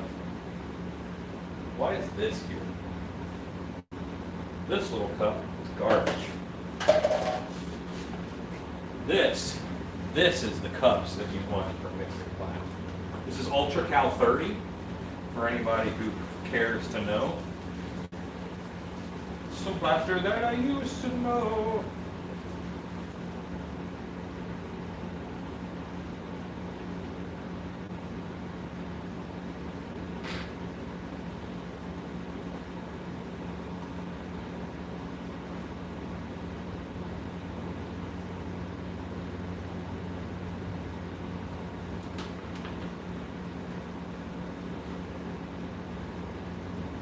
I'm just adding plaster to the water.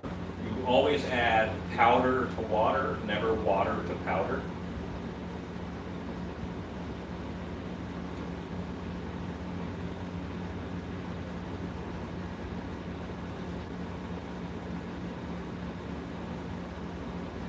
All right, so that's a bowl.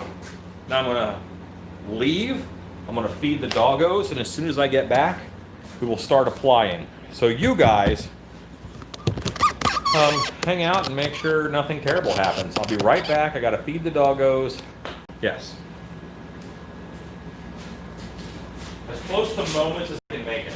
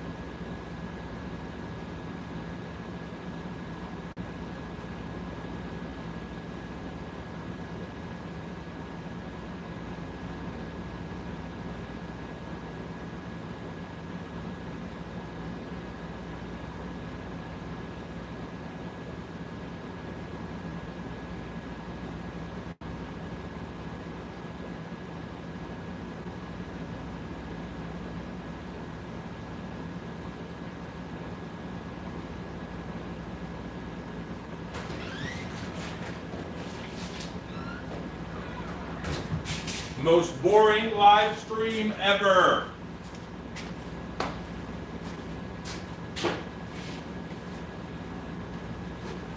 Okay.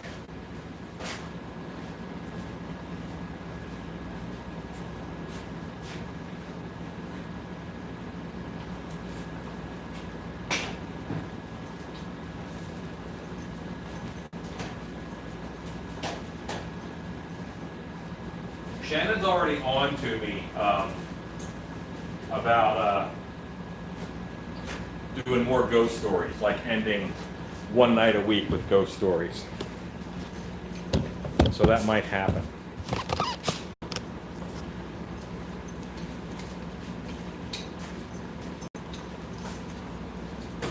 I cannot believe how fast these doggos eat.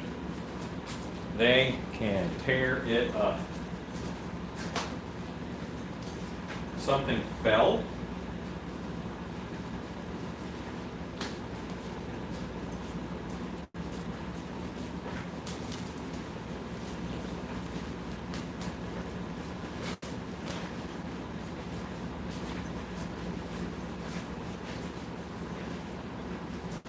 Very interesting.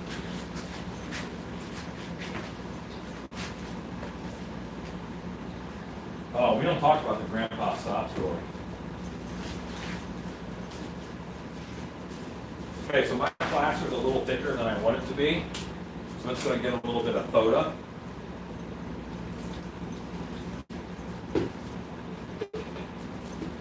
Well, that's very interesting.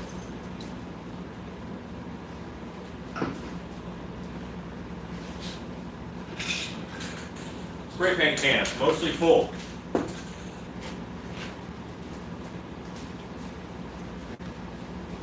Hello, Philip Earl.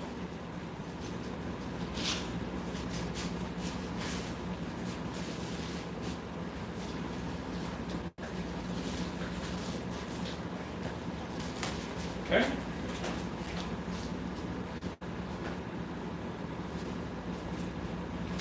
Plaster's a little thicker. Again, right now, I'm not going to be the best at answering comments simply because while y'all are very important, it's more important that the mold comes out. This plaster being honestly a little bit on the thick side is actually pretty good. Don't mind it at all. I can get up under these toes, but it'll stay.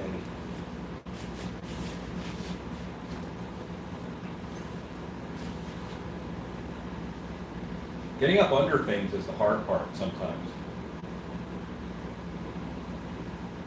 I am chemically committed, exactly. Patrick, see you later.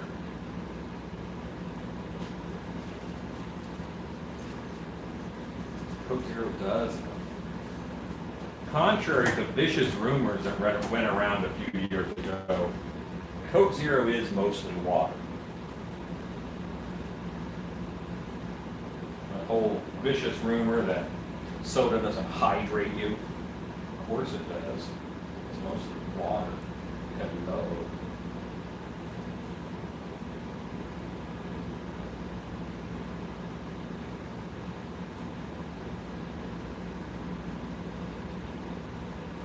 What probably happened was when I closed the door, it changed the air pressure, and that made something move.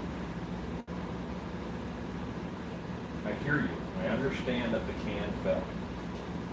That doesn't mean it was a ghost. However, I have always vowed if someone says, hey, there's a ghost, just to believe them. I will never be the jerk husband in the horror movie who, when someone, when the wife says things are happening, just writes it off like she's crazy or it has no merit. No. I've seen enough horror movies to know if the wife says there's a ghost, then, you act accordingly.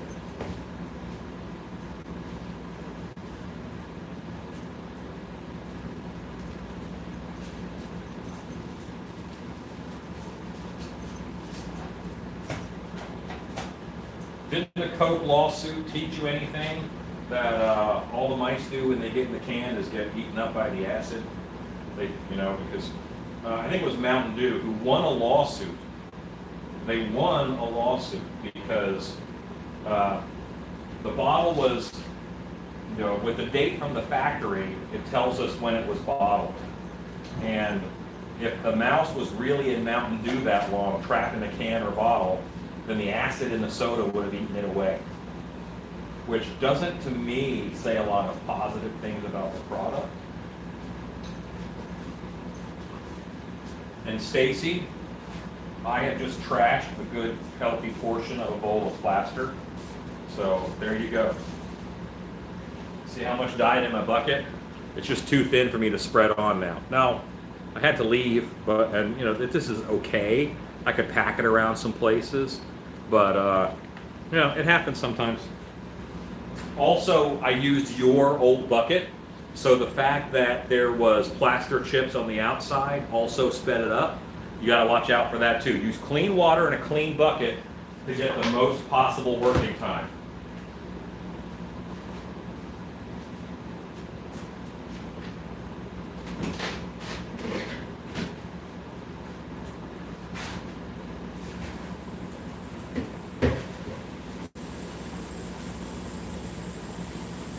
Okay, now I try to catch up on the comments.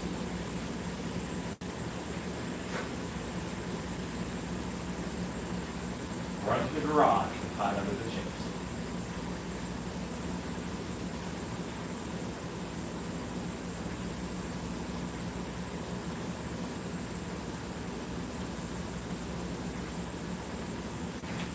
Diet Cherry Pepsi is great.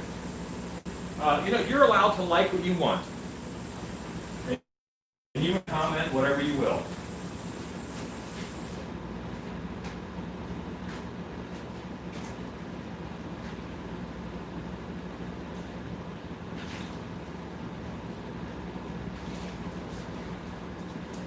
All right. Okay, new bucket.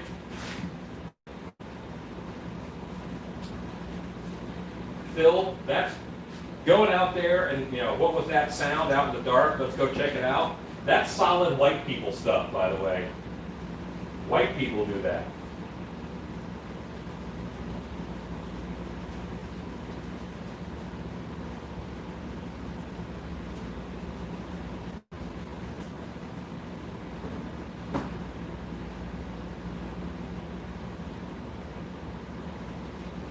I had to break myself of the habit of going and running towards gunshots. Running towards gunshots is a terrible idea.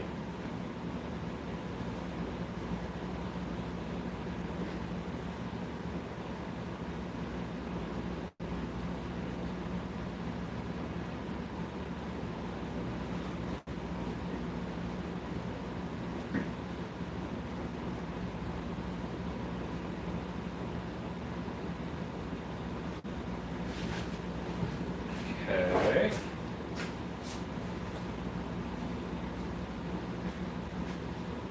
Very interesting that a can flies off the counter. Neat.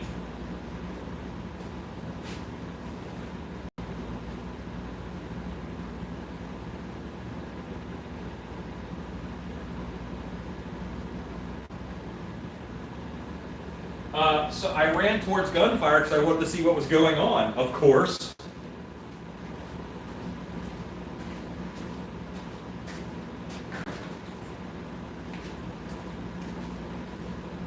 Turns out people were shooting guns. I did try the cinnamon Diet Coke. I did not enjoy the cinnamon Diet Coke.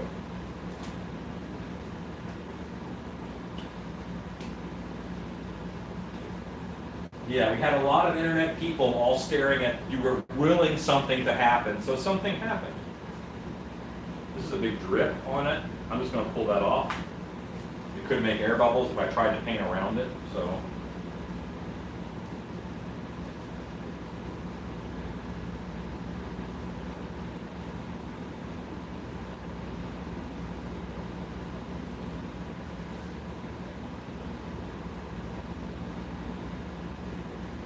crystal clear gravy. I would like to say that I'm not intrigued, but you have the interest of my inner fat.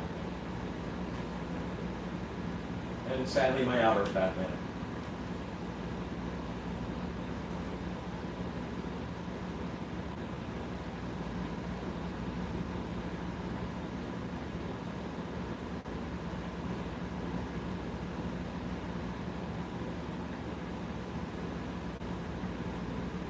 Hello, David Carter. How is the UK doing today? Okay.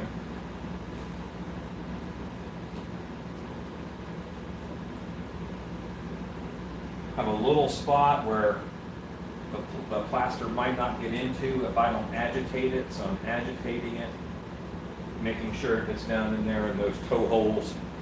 Hashtag toe holes. Don't Google toe holes, I'm sure it's terrible. Probably some kind of worm in South America that causes that.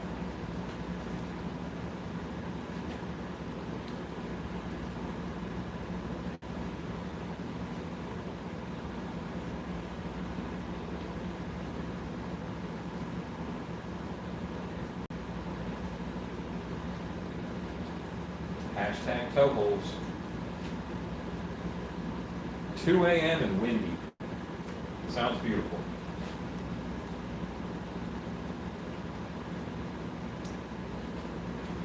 One day, we'll have to do a Stilt Beast UK tour and maybe figure out how to do some classes over there.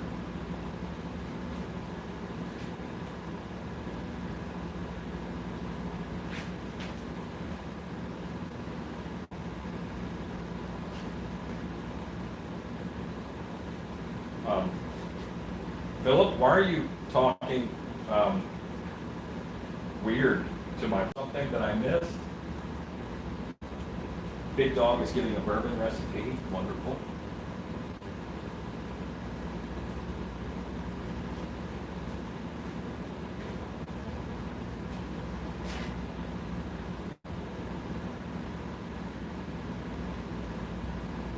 So this sculpture is actually pretty hard. So I don't mind actually brushing a little bit on this, but I don't want to just thin the plaster out. As soon as I think I'm thinning out the plaster and not adding plaster, then that's when you stop brushing. Oh, agitating the plaster.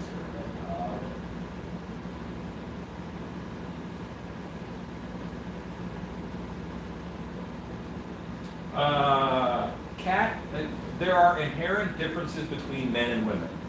And it is okay to say that, and that's not sexist.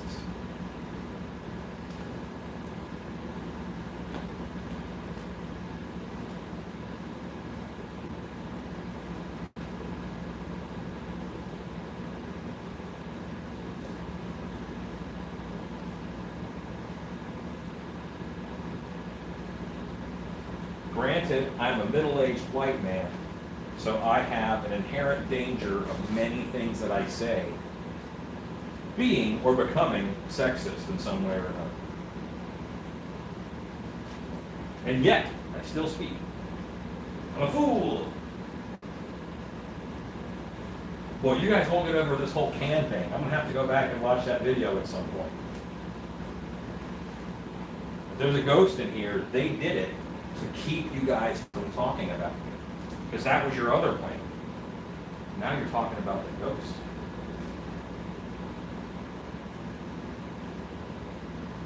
Okay, this plaster is getting thick.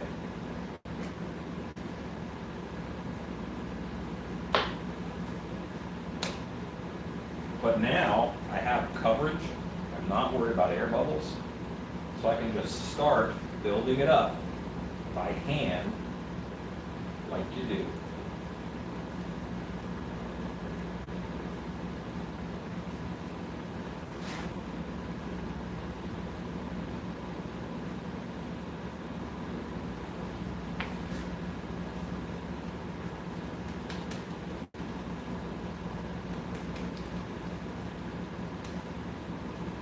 The gun range is probably the most acceptable place to head towards some gunfire.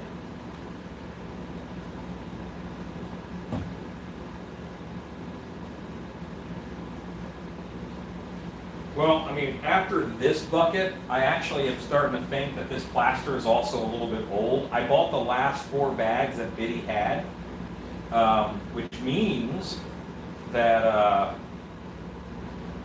bought the last bags that Biddy had. So, this plaster was sitting there for a while. That's just how it is. A carnage monkey. I actually love that name, Caitlin. I love it.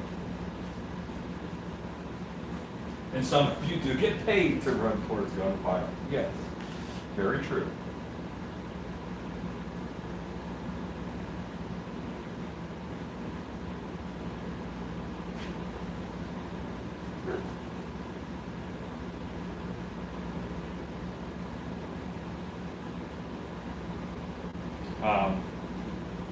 Sadly, I figured out that I have the type of personality where I am going to try and stop someone doing something bad.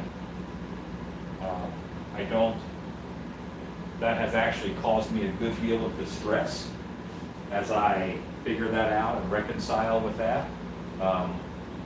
We've had some issues where we've had, let's just say, dark hour employees have threatened bad stuff because they're upset at a different employee. It's kind of how the world works, unfortunately.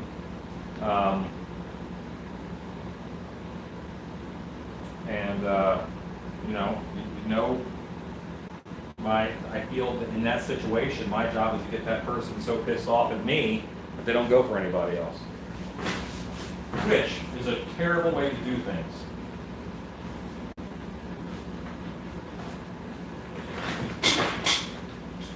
Yes, it very much ages in the bag, and then it'll go grainy, or it will go, it'll kick faster. So, both of those things.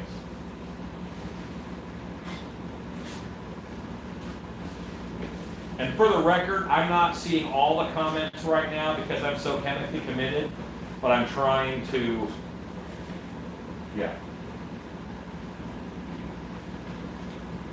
That is correct, Chad. I am moving the target from one person to another, but I can control that target and how safe it is. The other one I can't.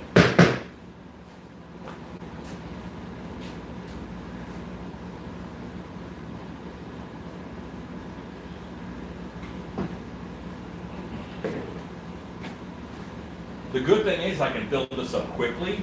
The bad thing is I have to build this up quickly.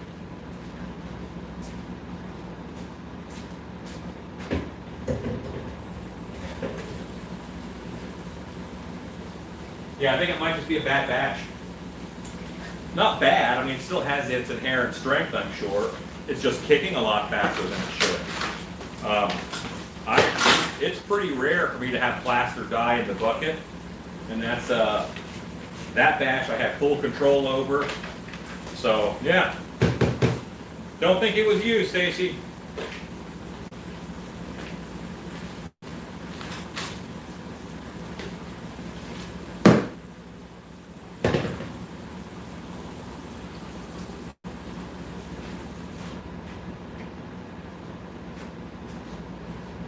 What I don't want is I don't want batches like this for monster camp. You know, at that point, you kind of have to make sure that the plaster is, you know, slow pick.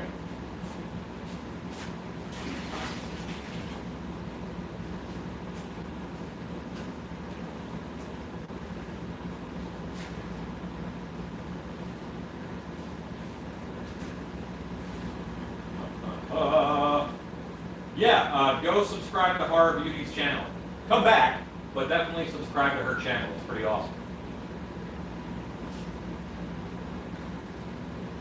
Yes, they can. And like here, that's why I moved mine into a plastic tub. It's in a plastic tub and the lid is always on. So that is something that I do. But, and I know that they were stored pretty well at Biddy Mold Supply. on a pallet up off the ground. So, well, Hard Beauty, you're awesome.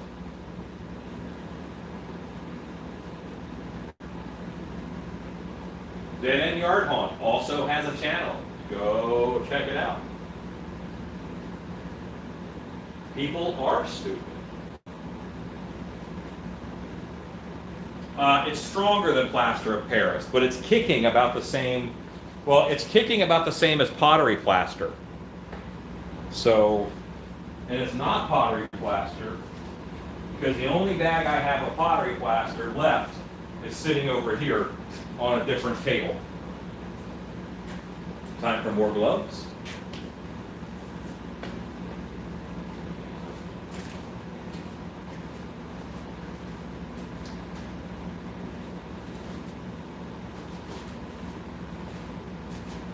Yeah, I think we're not going to mess around.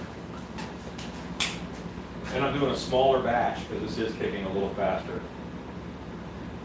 It's manageable, but it's kicking faster. Chad, I would never do that to hydrocal or ultracal because plaster of Paris is garbage. It is called plaster of peril. And I do not like it, sir.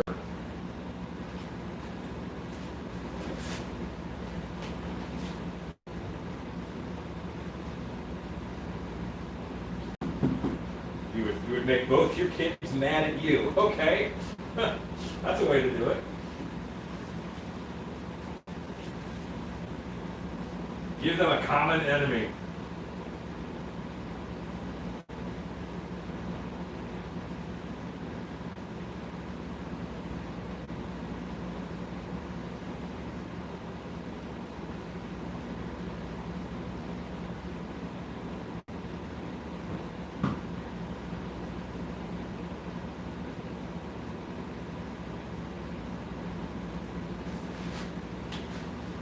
So I was just think about that common enemy. When I was a kid, and we're talking kindergarten, all right. I remember it was either kindergarten or first grade, and my sister was 2 years ahead of me in school, and she told me when she was in that class they had naps. They got cookies when it was nap time. So I was expecting cookies during nap time. Alan in kindergarten, who was surprisingly like Alan is today. And so when nap time came and there was no cookies, I asked the teacher, I said, my sister was in your class, and every day you did cookies at nap time, and why don't you do that anymore? And she blamed Ronald Reagan. All I remember is that she said he changed something and she wasn't able to do it anymore. And I assume it was taxes or something, I don't know. But so when I was a kid, I hated Ronald Reagan because he took away my cookies at kindergarten. And I in my brain, he came to the classroom and told her, don't do that anymore. So, yeah. That's right, when I had a very short beard back in kindergarten.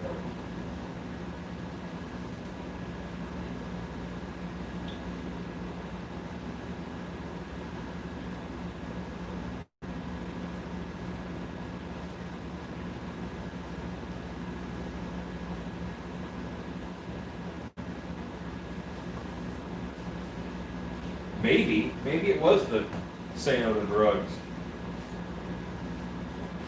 Who was the first lady who wanted everybody to get healthy? That was terrible too. Hated it.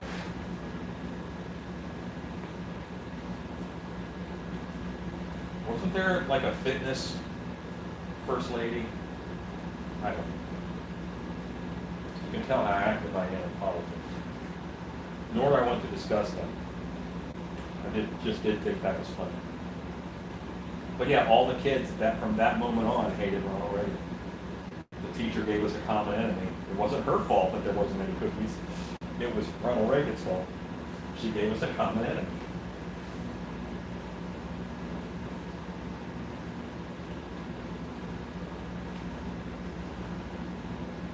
Reagan was a cookie monster. When I was that young, though, like the holy grail of treats for me was graham crackers. Oh man, I love graham crackers. I didn't get them a lot. You know, they're kind of expensive, or at least they were for my family at the time. So, yeah, we didn't get them a lot. I got them when I got to one grandmother's house.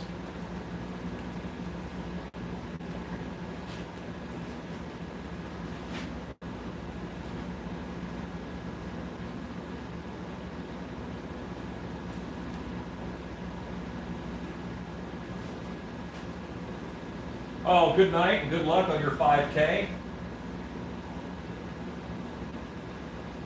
Now every single bit that I need covered in plaster is covered. And now it's a matter of thickening, strengthening.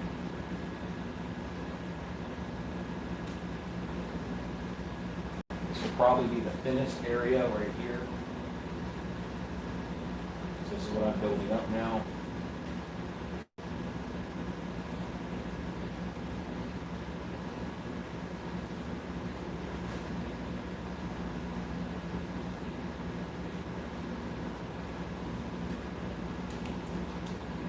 Cream cookies.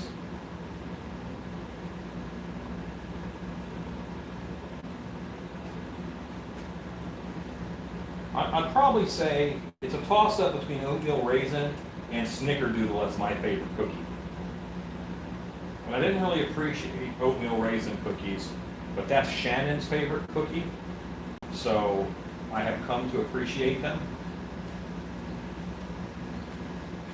And I don't we don't buy cookies for the house. As much as we talk about Tim Tams, I don't consume my weight in cookies or anything throughout the year, which would be an awful lot of cookies.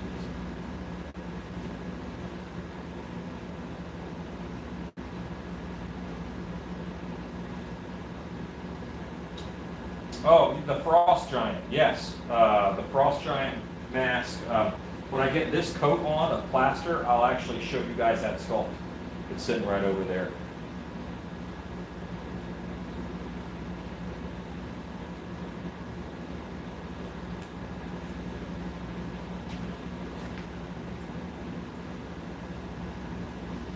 Here's where I have to be careful because I'm loading up my hand with plaster and then I'm running it against this mold wall in order to get the plaster off of my hand.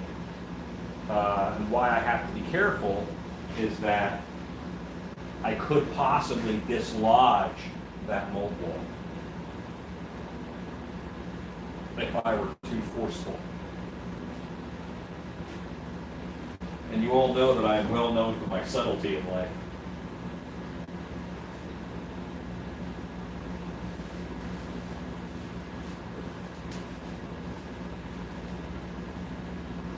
How many years have I done this type of work? I made my first mask in 95. I owned my first mask company in 1996.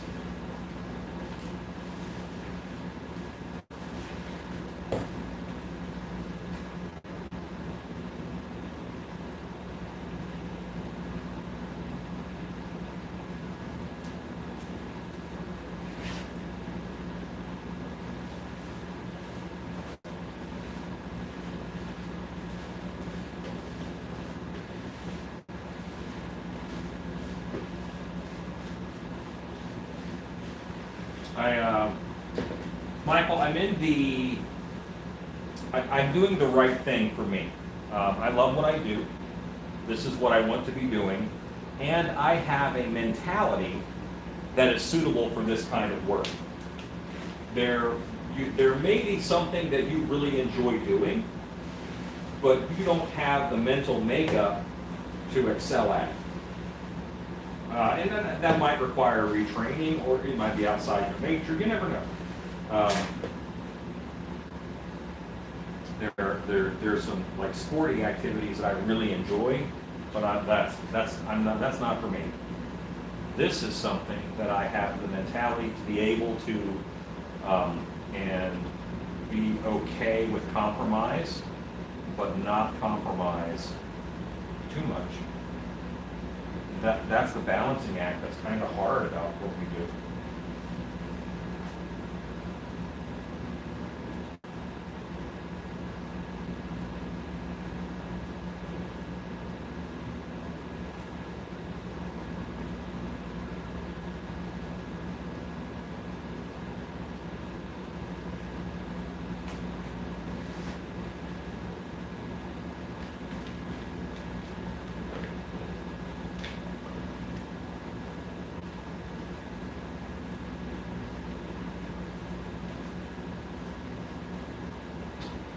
Michael Lasseter, it's not necessarily if Arnold Schwarzenegger becomes president.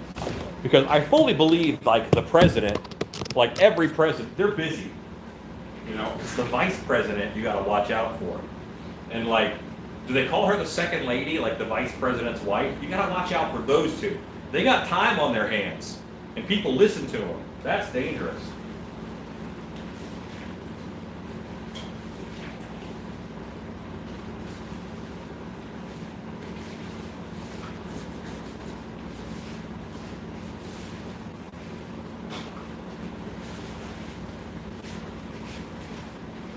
Okay.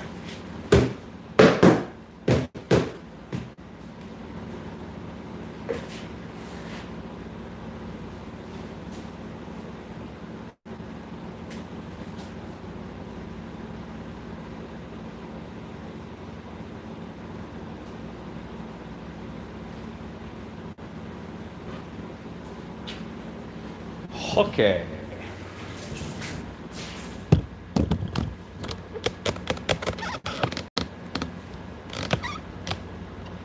Look, a wild werewolf foot appears.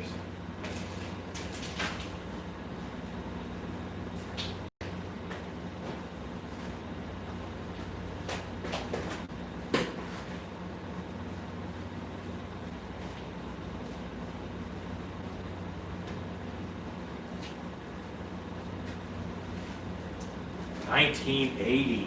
Come on now.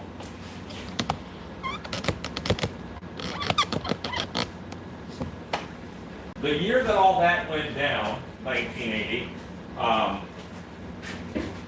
Spooky World in Massachusetts changed up the end of their show where all the guys with chainsaws come out and scare people, and they had all of their chainsaw guys dressed like Monica Lewinsky, and they came out with the chainsaws, and I had quite a few friends who worked there, and that was interesting.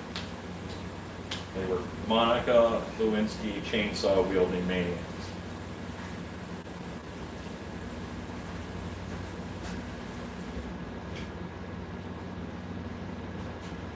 And I think we're going to try some fabric. If it is kicking too fast for fabric, well, then we're going to improvise.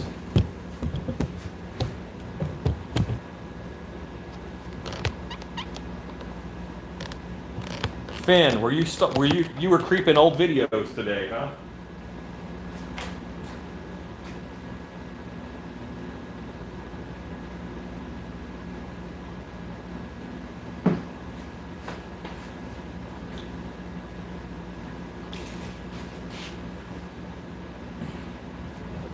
Chad Smith, be very careful saying that someone else's art is expensive, because you don't know what goes into it. You know what goes into your masks, and your instinct is to go too cheap. But that's not the fault of your masks.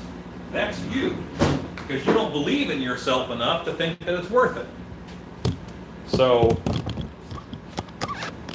and if people are buying it, then it's not too expensive. Everybody here can fathom making it themselves. Like that's within their capability of thinking about it. There's a lot of people out there who don't think about making something themselves. That's not possible for them.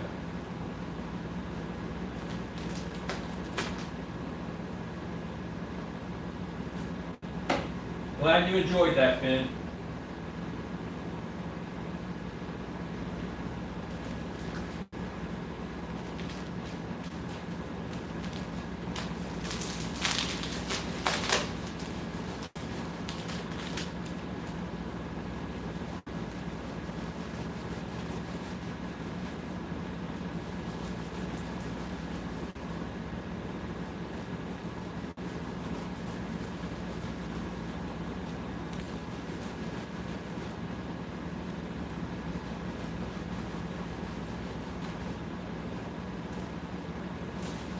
Now have all of my squares. Hello, Rachel.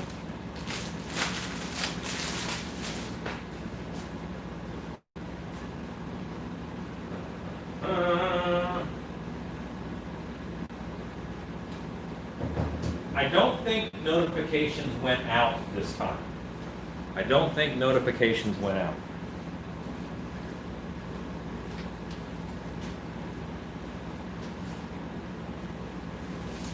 So, yeah, I mean, I get a lot of artists who ask me about pricing their work. And, you know, there's a bunch of ways to do it. You know, but if something is selling and it's selling well, it's probably too inexpensive. I don't necessarily, all right, think about haunted house ticket price, all right? I want my haunted house to make, let's just say, $100,000 for the season. That's low for the overhead. But if I want the haunted house to make $100,000, I could have 100,000 guests come and give me $1 a piece. They would all give me $1 a piece. Oh no, look at you on the floor. I could get 100,000 people to give me $1 a piece, and I could make that $100,000. I would say it's more ideal to get one person to give me $100,000 to scare him and his family for the month of Halloween. Because think about wear and tear on actors. How much running around do you have to do to scare 100,000 people? So obviously both of those are a bit extreme. So you find a balance. You know, if I want to make $100,000, then and my ticket price is $10, then I have to scare 10,000 people. That's doable, you know. Isn't that right? Is that right? Check my math. I'm an artist. So then, if you raise your price to $20, eventually you're going to raise your price to where people stop coming. That's the thing. I want to raise the price at dark hour every year until we hit until, you know, the numbers even out. Because again, I want to save that wear and tear on the actors. I want to run less groups through so they don't get bumped into each other. Higher ticket price keeps out the riffraff.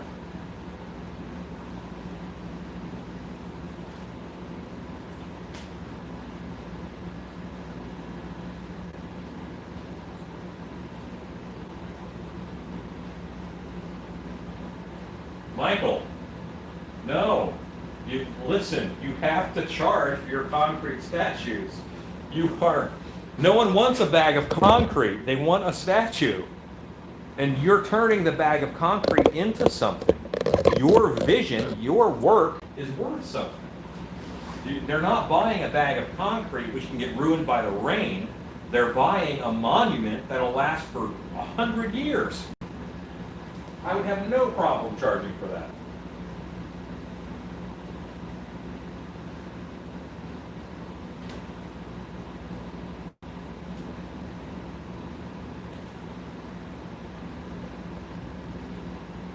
So there's always a finding a balance in your work.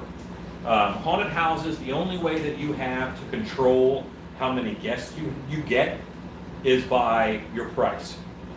If you want to sell a night out and do a lot of people that season, have your tickets be $5 or 10 bucks. You'll sell a lot of tickets, but you might not make any money because of the amount of work and running around you have to do to entertain all those people. But if you charge 20 bucks, that number is going to come down a little bit. If you're having the problems of there's too many people going through your show, those are problems. You can have that problem. It's a good problem to have because you can always fix it by charging more money.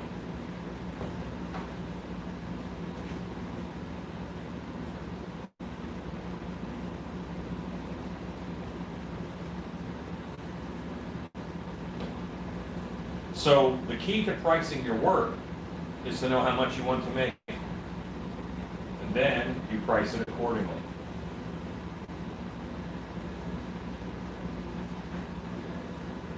And you work that hard.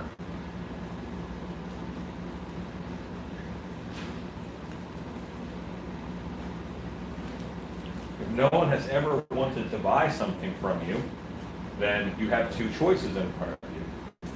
Your work is not priced correctly. It could be too low, or your work is not priced correctly, or your work is not good enough to sell.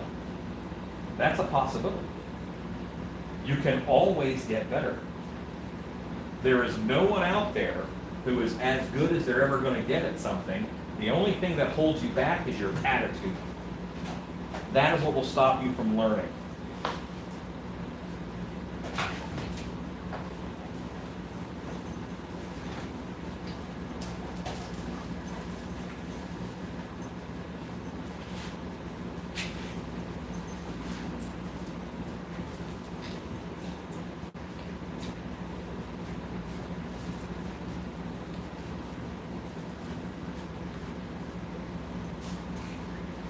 Then that is a possibility.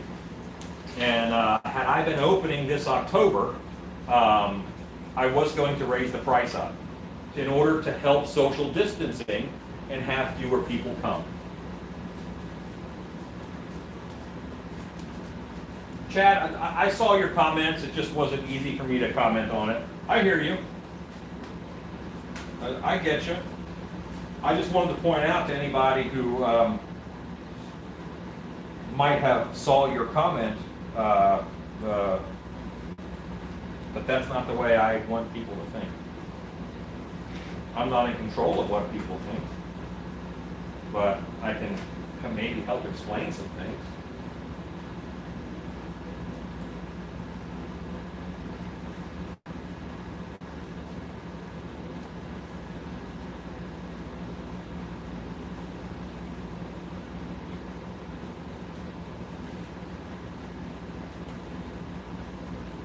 We have talked about it, Chad. Yes, the sculpt is crooked, 1980. It's a little dog leg. All right.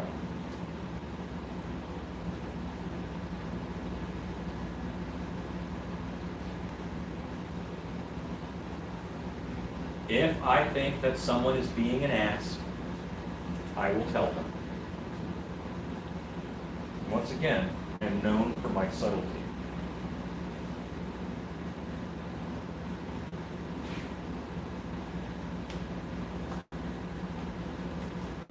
Yeah, you know what? Mine have been getting a little bit better about that horror beauty because I've been trying to go thinner. Like going thinner is one of my design principles now.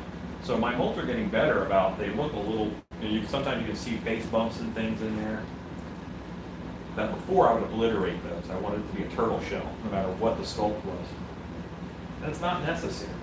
Not that it's bad. If you want to sling around heavy molds, and sling around heavy molds. I no longer wish to do that.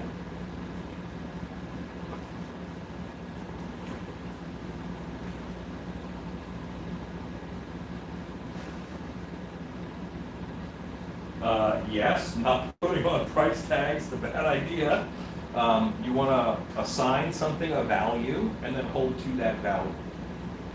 Whether that value comes from your work and your effort or your materials, you want to assign it a value. It has a value. It had a value when you bought those materials or harvested them or whatever. It had a value at that point. It's not going to not have a value later after you've transformed it into something else. And you really should increase its value.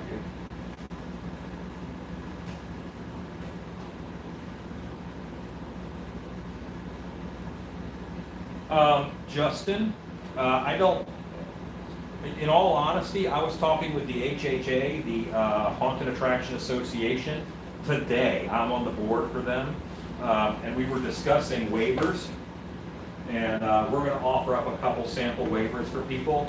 I don't know if that'll be members only or if that will be anyone is available to get them. I'm going to kind of push for anybody to be able to get them because it's such a weird year, and I'd rather help the industry as a whole. The media will not care to say if it was a home haunt or a pro haunt, if someone gets hurt or gets sick or whatever. So we have to kind of help protect everybody and make sure we're all on the same page safety-wise.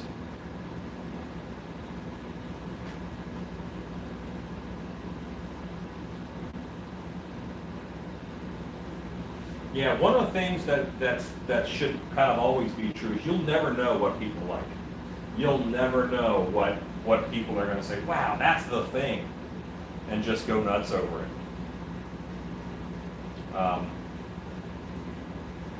Yeah, it's just, it happens. So the way that you key into that is you make more things.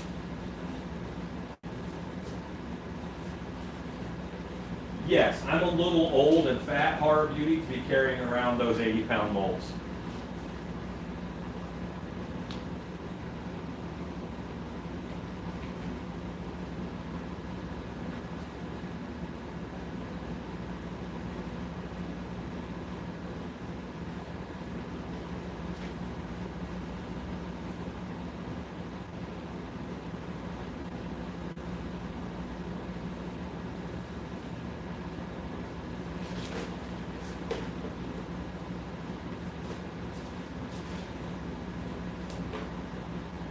Then I will try to throw the turtle mask onto Wednesday's sculpting list.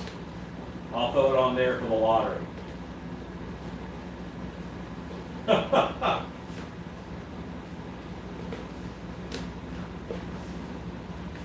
Horror Beauty, I'm not exactly in marathon shape.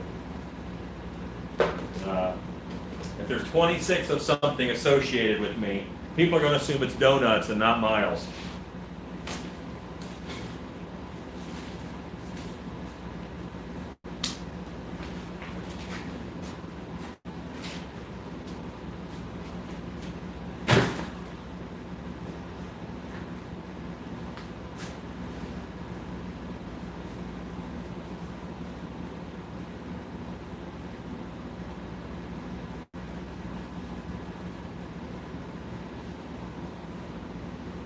Hey, Chad, there's something that I want to explain to you. The statement that you are your own worst critic is rarely true. Because there are people out there who are just buttholes, waiting to have an opportunity to tell you how terrible your work is. The trick is, it's not, I'm my own worst critic. No. Be your own best cheerleader, you know, but not only cheering yourself on for things you've done, but cheering yourself that your next one is going to be better. Your next one is going to be better. As long as the sculpts that I produce are better than the last one, I'm happy. I want Alan's work now to be better than Alan's work 6 months ago. That's what I care about.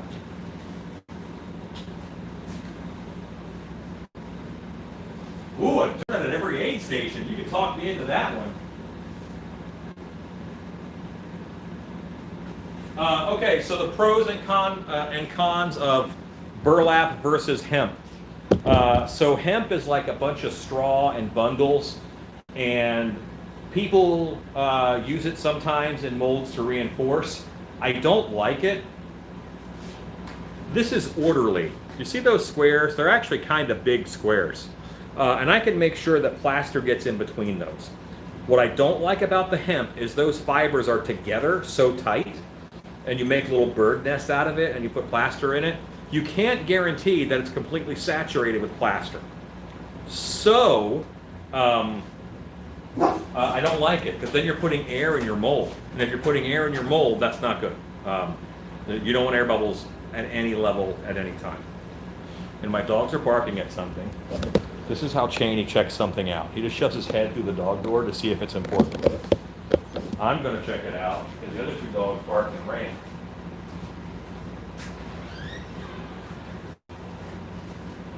What you got going on? Okay. Carry on. Sometimes they see the cat walk by the dog door and that freaks them out. I think that's what's happening.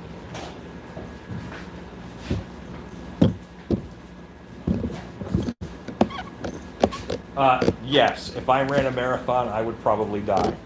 And there would be so little running, we'd have to call it shuffling a marathon. The name would change. Alan's going to shuffle a marathon. Hi, Michael J. Lassiter.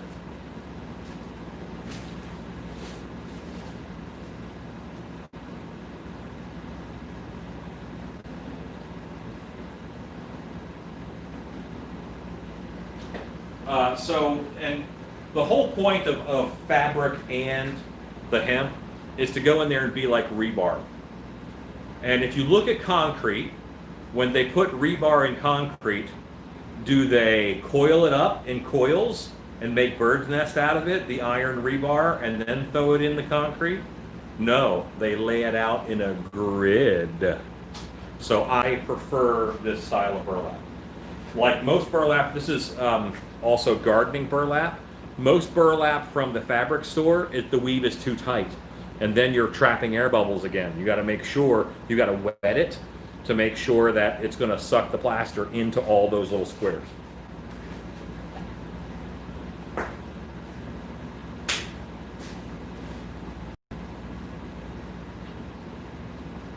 Oh yeah, 5 hours, that sounds ridiculously fast to me. Ridiculously fast. I'm going to do one more layer on this because up here doesn't have enough, and this is a 90, and this I want this to ramp off. On your mold wall, you always want to go out to your mold wall in order to strengthen it. You don't want to leave it thin on your mold wall. But you got to pry against that sometimes.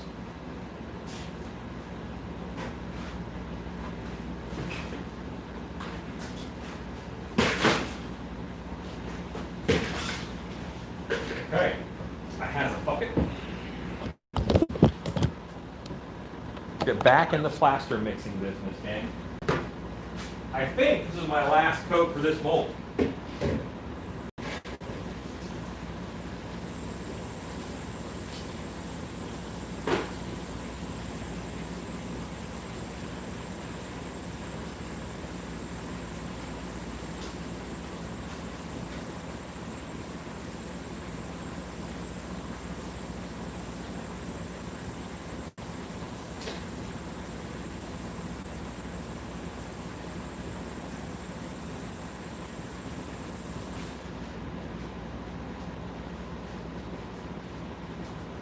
As I get deeper into the bucket of plaster, I think it's taken a little bit longer. Oh, frost giant. Yes, thank you. Thank you. See, this is why I need staff. It's because I am incompetent. That's why.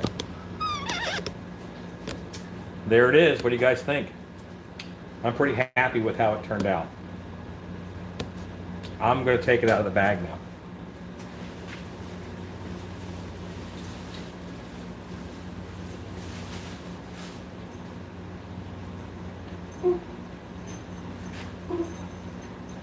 I'll remove these. You know what? We can do this.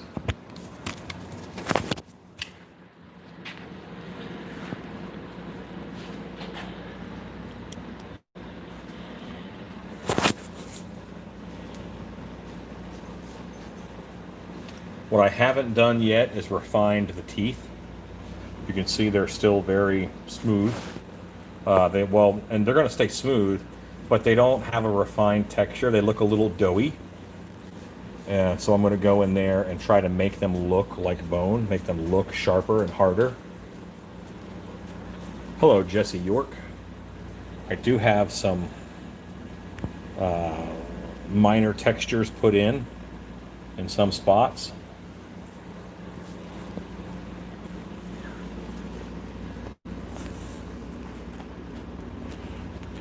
I think it's going to be a real fun mask.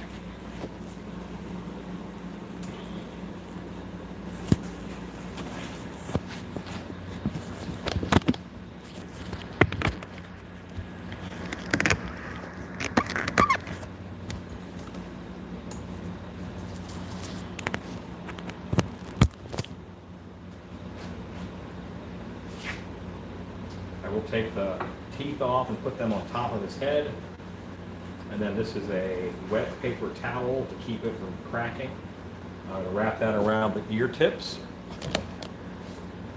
This moistened paper towel, I wrap it around both ear tips because the ears are the most prone to drying out. And then I seal it in there with that wet paper towel, and then it just keeps a nice bit of moistness in there. It's all about the moistness, the moistness. It's all about the moistness. Okay. Let's mold a werewolf again.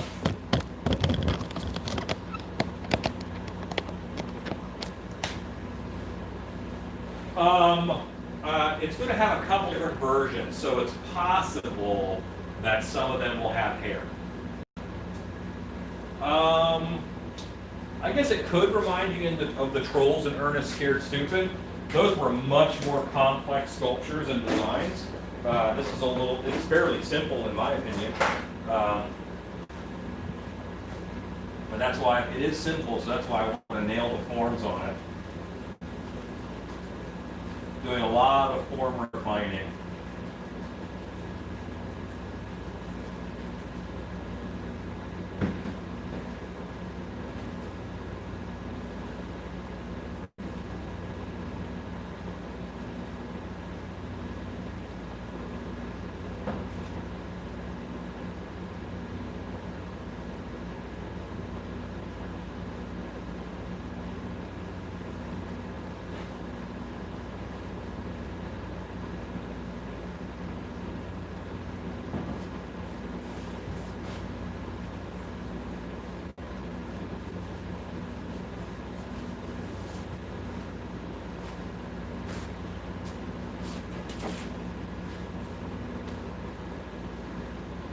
Hello, Rob O'Brien.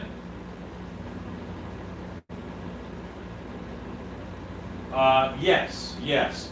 And the other two halves of the mold will happen tomorrow. When I get this done, I will probably cut off for the evening. I did start a little bit earlier, so I'm going to end a little bit earlier. Alexa, countdown 2 minutes. 2 minutes, starting now.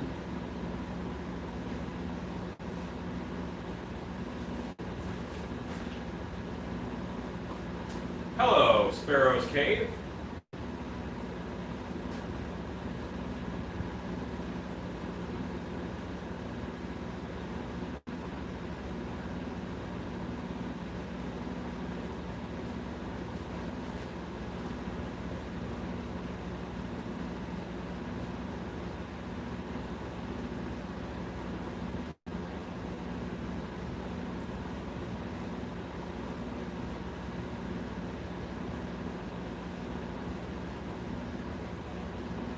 I'm looking up the troll from Ernest Scared Stupid, just so I can see it.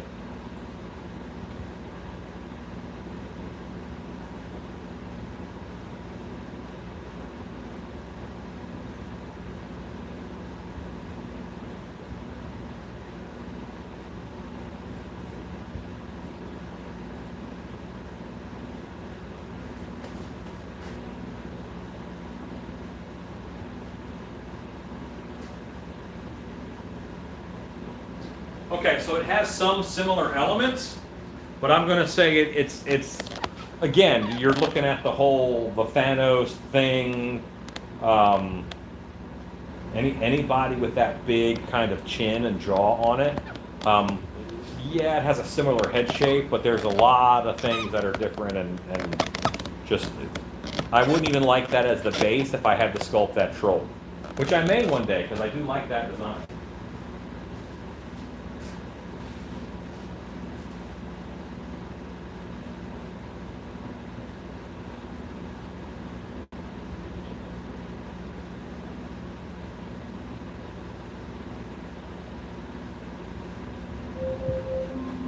Alexa, stop. Yeah, I mean, it's different, but it doesn't bother me that people say my work is similar to other work. There's only so many designs out there. Hello, that sounds like Jonesy. Hello, Jonesy. Jonesy is very vocal. He wants you all to know that he says hello. See him right there behind the strap. Jones. Cheney is saying hello to Jones. Bones Jones, what you doing, buddy? What you got going on? How was your day? Well, okay. You just chill out then. Aliens ever come here, we're safe. He's gonna tell the world. He kind of bursts in and just yells at you. Justin, very cool. That's right, mice dinner clay, exactly. Monster clay is what those tusks were made of.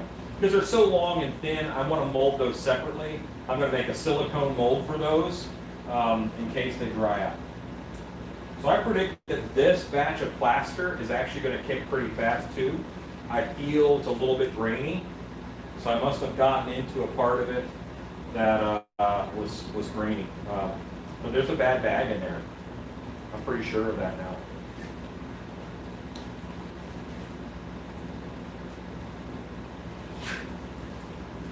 So you just work faster.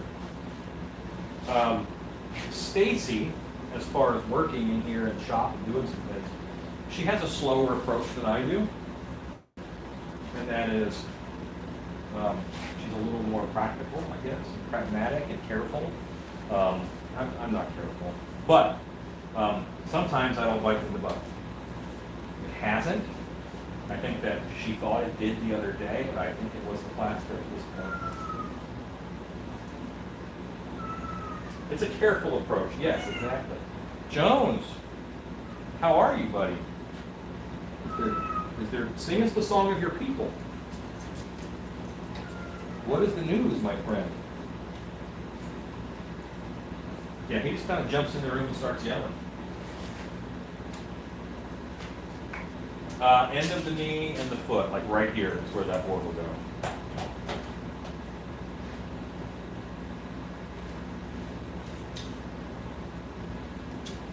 Yes, the cats kind of always have food. They always have food. But yes, I did feed the cats. And that's the thing about cats, man. Cats will lie on you. They'll say, he didn't feed me! And when in fact I did.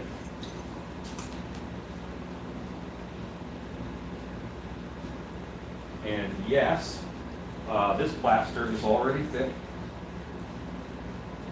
Now granted, I stopped to talk to a cat. That happens. But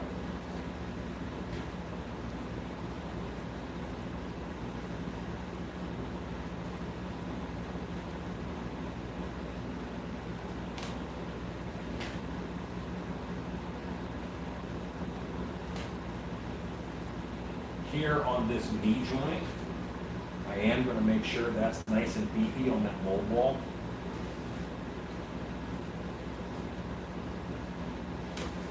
And I may do one more batch of plaster on this just to make sure that it's stout enough. Once the plaster cures, I'll put a board on it. If I put a board on it now, the plaster may warp a little bit and shrink, and as long as it does it all together, it's fine.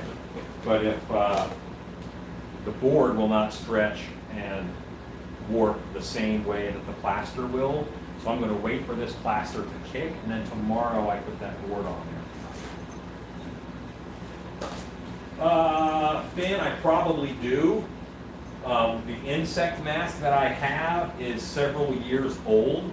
I think I might have done that in 2012. 2012 or 2013. It's been a while. Sure.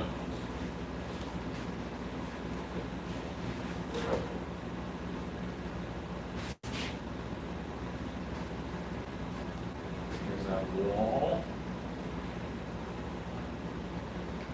Boy, this is on the cusp of me saying, this mold is fine, it's got plenty on it, and me saying, no, it needs more. So if you're in that situation, you use more. That means there's not enough. The engineering you is fighting with the lazy you. That'll be fine. No, I say nay, nay. Will not be fine.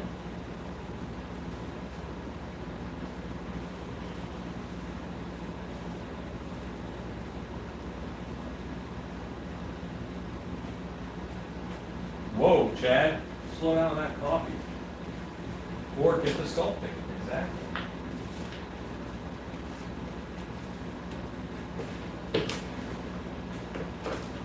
Yeah, let's do one more batch. I mean, honestly, these batches are kicking so fast, it's not like it's a problem.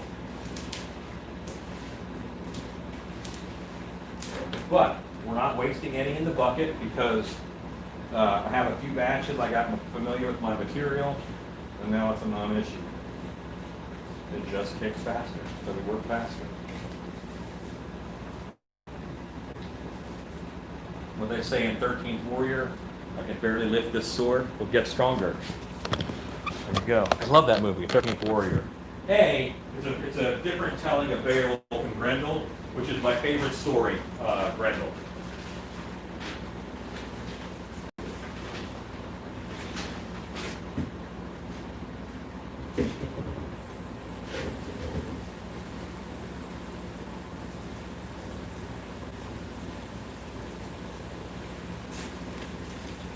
The Murder Hornet was more recent.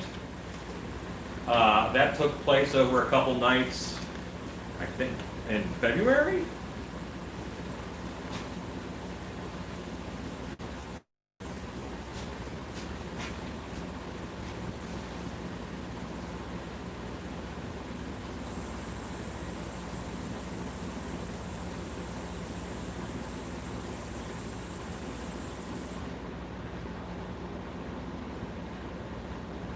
Kind of doing a quart of water at a time. That's how big the batches are that I'm making. Full murder jacket. We watched a movie the other day in here that was actually pretty good. It was called Seventh Son. Not the Nicolas Cage movie, Seventh Son. It was Jeff Bridges. It was good. I enjoyed it. There was some bad CG in it, but the movie was good. It was fun. That's what I expect from those movies.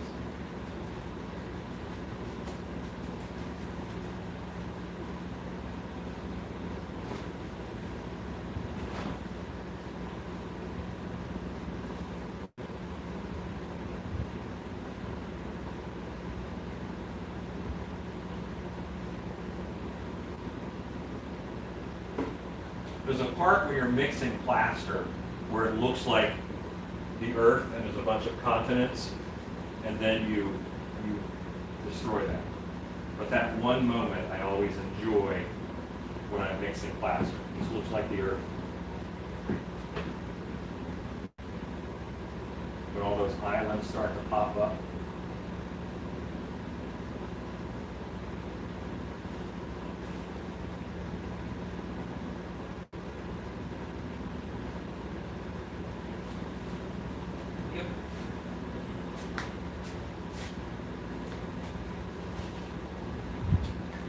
Yes, I will do a brace between here, but I have to do it tomorrow. I don't have to. I could do it tonight, but it'll crack away a little bit. I'm going to cut a board for it. I'll put some screws in that board. And I put the board up here, screws here, and then I butter it on with plaster so that this can lay flat on that when I'm pouring it up.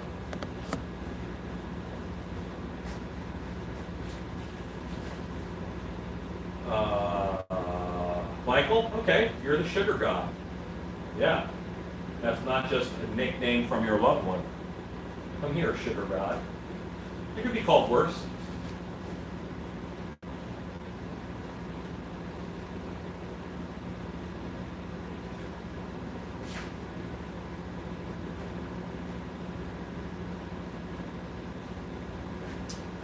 I've had plaster dust in places I should not have had plaster dust.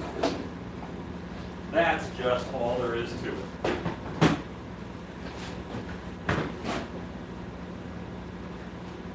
I've also had 5-minute epoxy in places you shouldn't have 5-minute epoxy.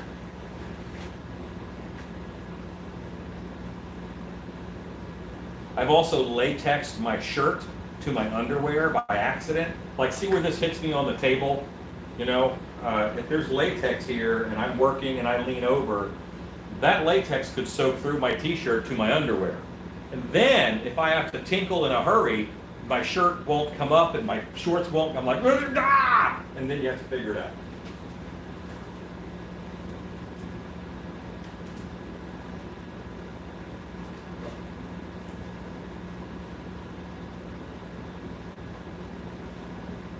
Who's afraid of Beowulf? Interesting.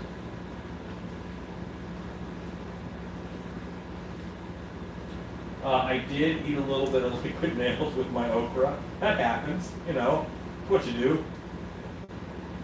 Rob O'Brien, my condolences. Sorry about your poison ivy. Then, I realize it's not right now, but still, it's got a stink. Yeah, so this has a grainy, gritty texture to it. Like I can feel the grit in it. That's bad plaster. I'm getting towards the bottom of this bucket, so I'm going to use all of it up. And bad plaster is so bad, I'm actually probably going to take the bucket outside and clean it out.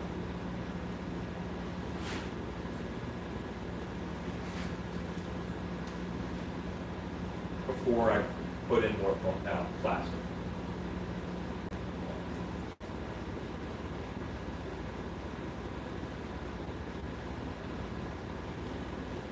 So there was one night when I was a Yeti. See, and these are the stories that only haunters can have.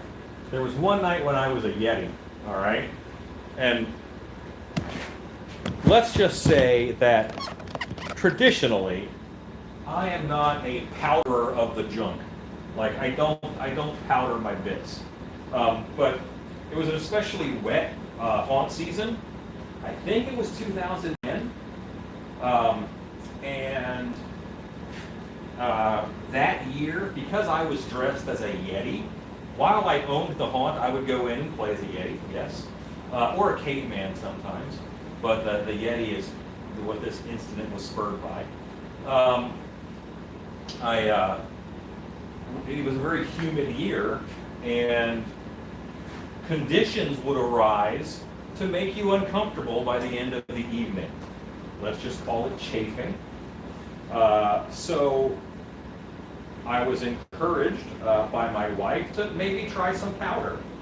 Well, the powder that I tried was a peppermint foot powder, which was not what you should use because that was a lot of burning.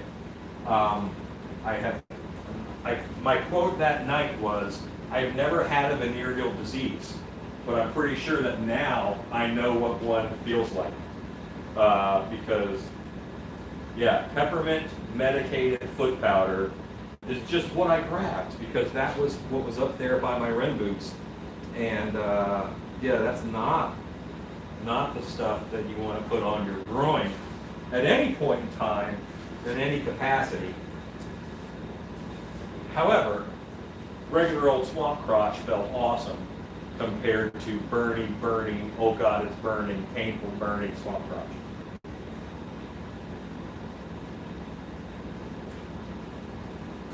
Yeah, that's not the stuff you want to use. It was Gold Bond. It was the medicated Gold Bond peppermint foot powder. Not meant for the boys, for the record. And when I say the boys, of course I mean not my fellow companions, and yet my constant companions. Yeah, yep. Peppermint powder, pain crotch is what that was. Terrible idea. 1 star, do not recommend. Jones, it even upsets Jones. He says, please stop talking about your bits on the internet. To which I say, never.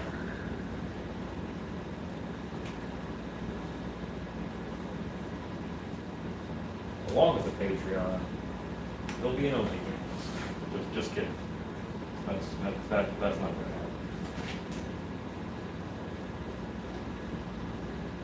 Ooh, the red bed yay. Yikes. Maybe Josie does see it ghost.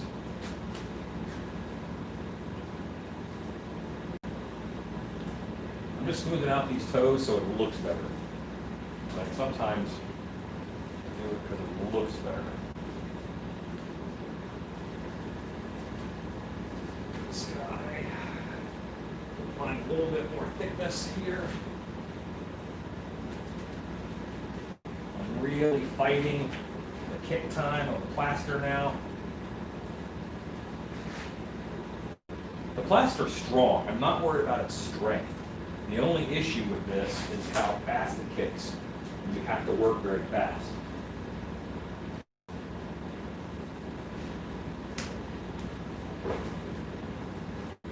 Well, one of the things that I tell new people to haunting is that if you do 1 season of a haunted house, you will have a lifetime of stories. And I firmly believe that.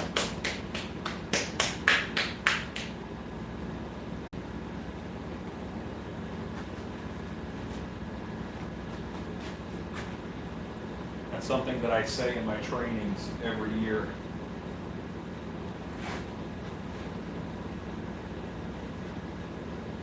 No, what I'm using right now is I am using Ultra Cal 30, but this is obviously a bad batch. It is kicking very fast, and it feels grainy.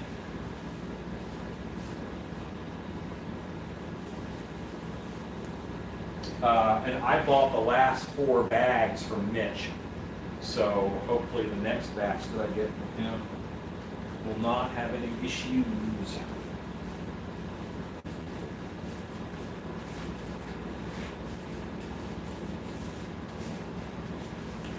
All right, that mold is made, kids. Yes, her mold is good. Her mold is just fine. Yes, not paint water, not paint water. Buh.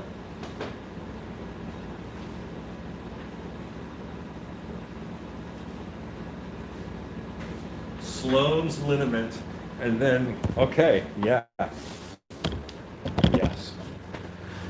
So it was while working at Universal in the figure finishing department that I really perfected the art of peeing without using my hands.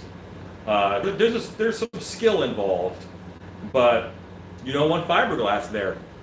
You might do that 1 or 2 times, and then everything changes. So yeah, you just don't touch things. Along with cooks who cook with jalapenos a lot, they learn.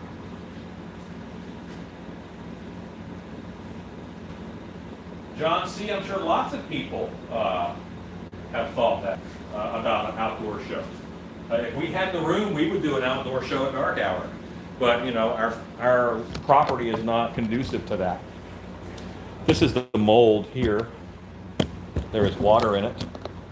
I'm going to grab a loop tool pick at this a little bit more.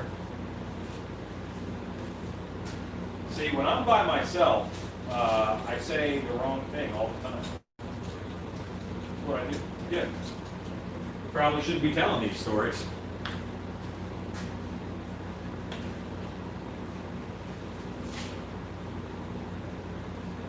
No, it's gonna be the same type of plaster. I'm gonna use Ultra Cal 30, and I probably have enough plaster to finish this mold up. So I'll be using this batch for all of it. The other two parts of the mold are much smaller. It's kind of a two-part mold with half of it being cut in half. That is how most three-part molds work.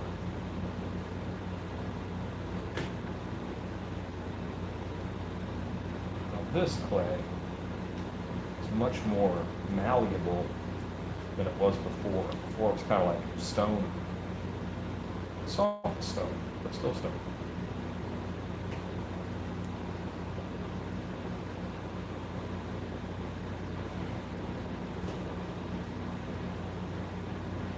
Okay, so I'm going to stop being live here shortly.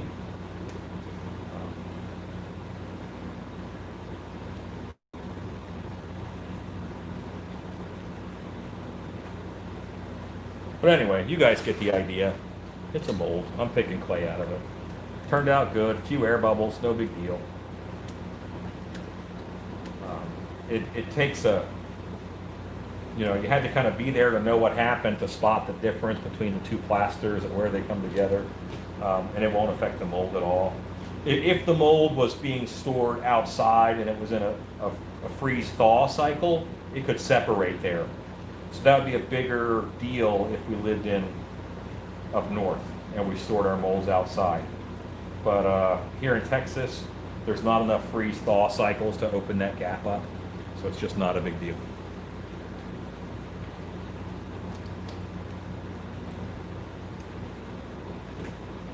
Okay, that is some moldo.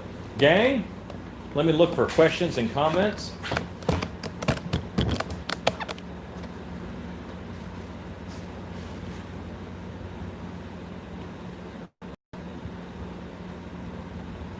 Oh, you know what? I don't know that I have an insect mask on the website. I'll work on getting that together. But a half mask is going to be 75. If you want to turn it into a whole head mask, it's going to be 100. That's what it is. So there you go. And good night, Moon Girl 247. Go get some juice, some battery juice. Dirty Santa, no problem with different types. That's right, you always get tips on your live stream. Yes, I'll go live tomorrow and finish up that mold, for sure. Can I use acrylic paint and resin? Do you mean like mixed together?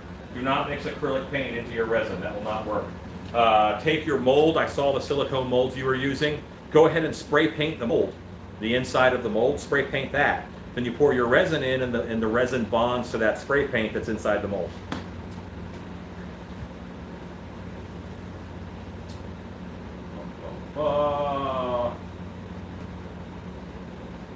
Watch out for Blue Star ointment and peppermint foot powder. Danger, danger, danger. What time? It'll probably be tomorrow afternoon.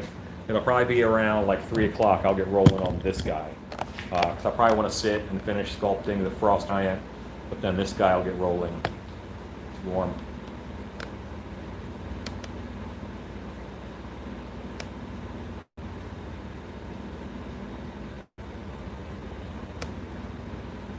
Yeah, the mold's warm. So yeah, anyway, tomorrow about 3 o'clock. But anyway, yes, come and see us tomorrow. Very happy with this. It's now safe. I will look back on the video to see the ghost. If someone right-clicks on the video, it should say copy the URL to current time. If someone wants to do that and show it on Live Creepers, you can post a link to that exact time. I would love to see that. I may go back and try to do it. I got to cover this up with a bag. because that is still moist plastic and moist clay back there.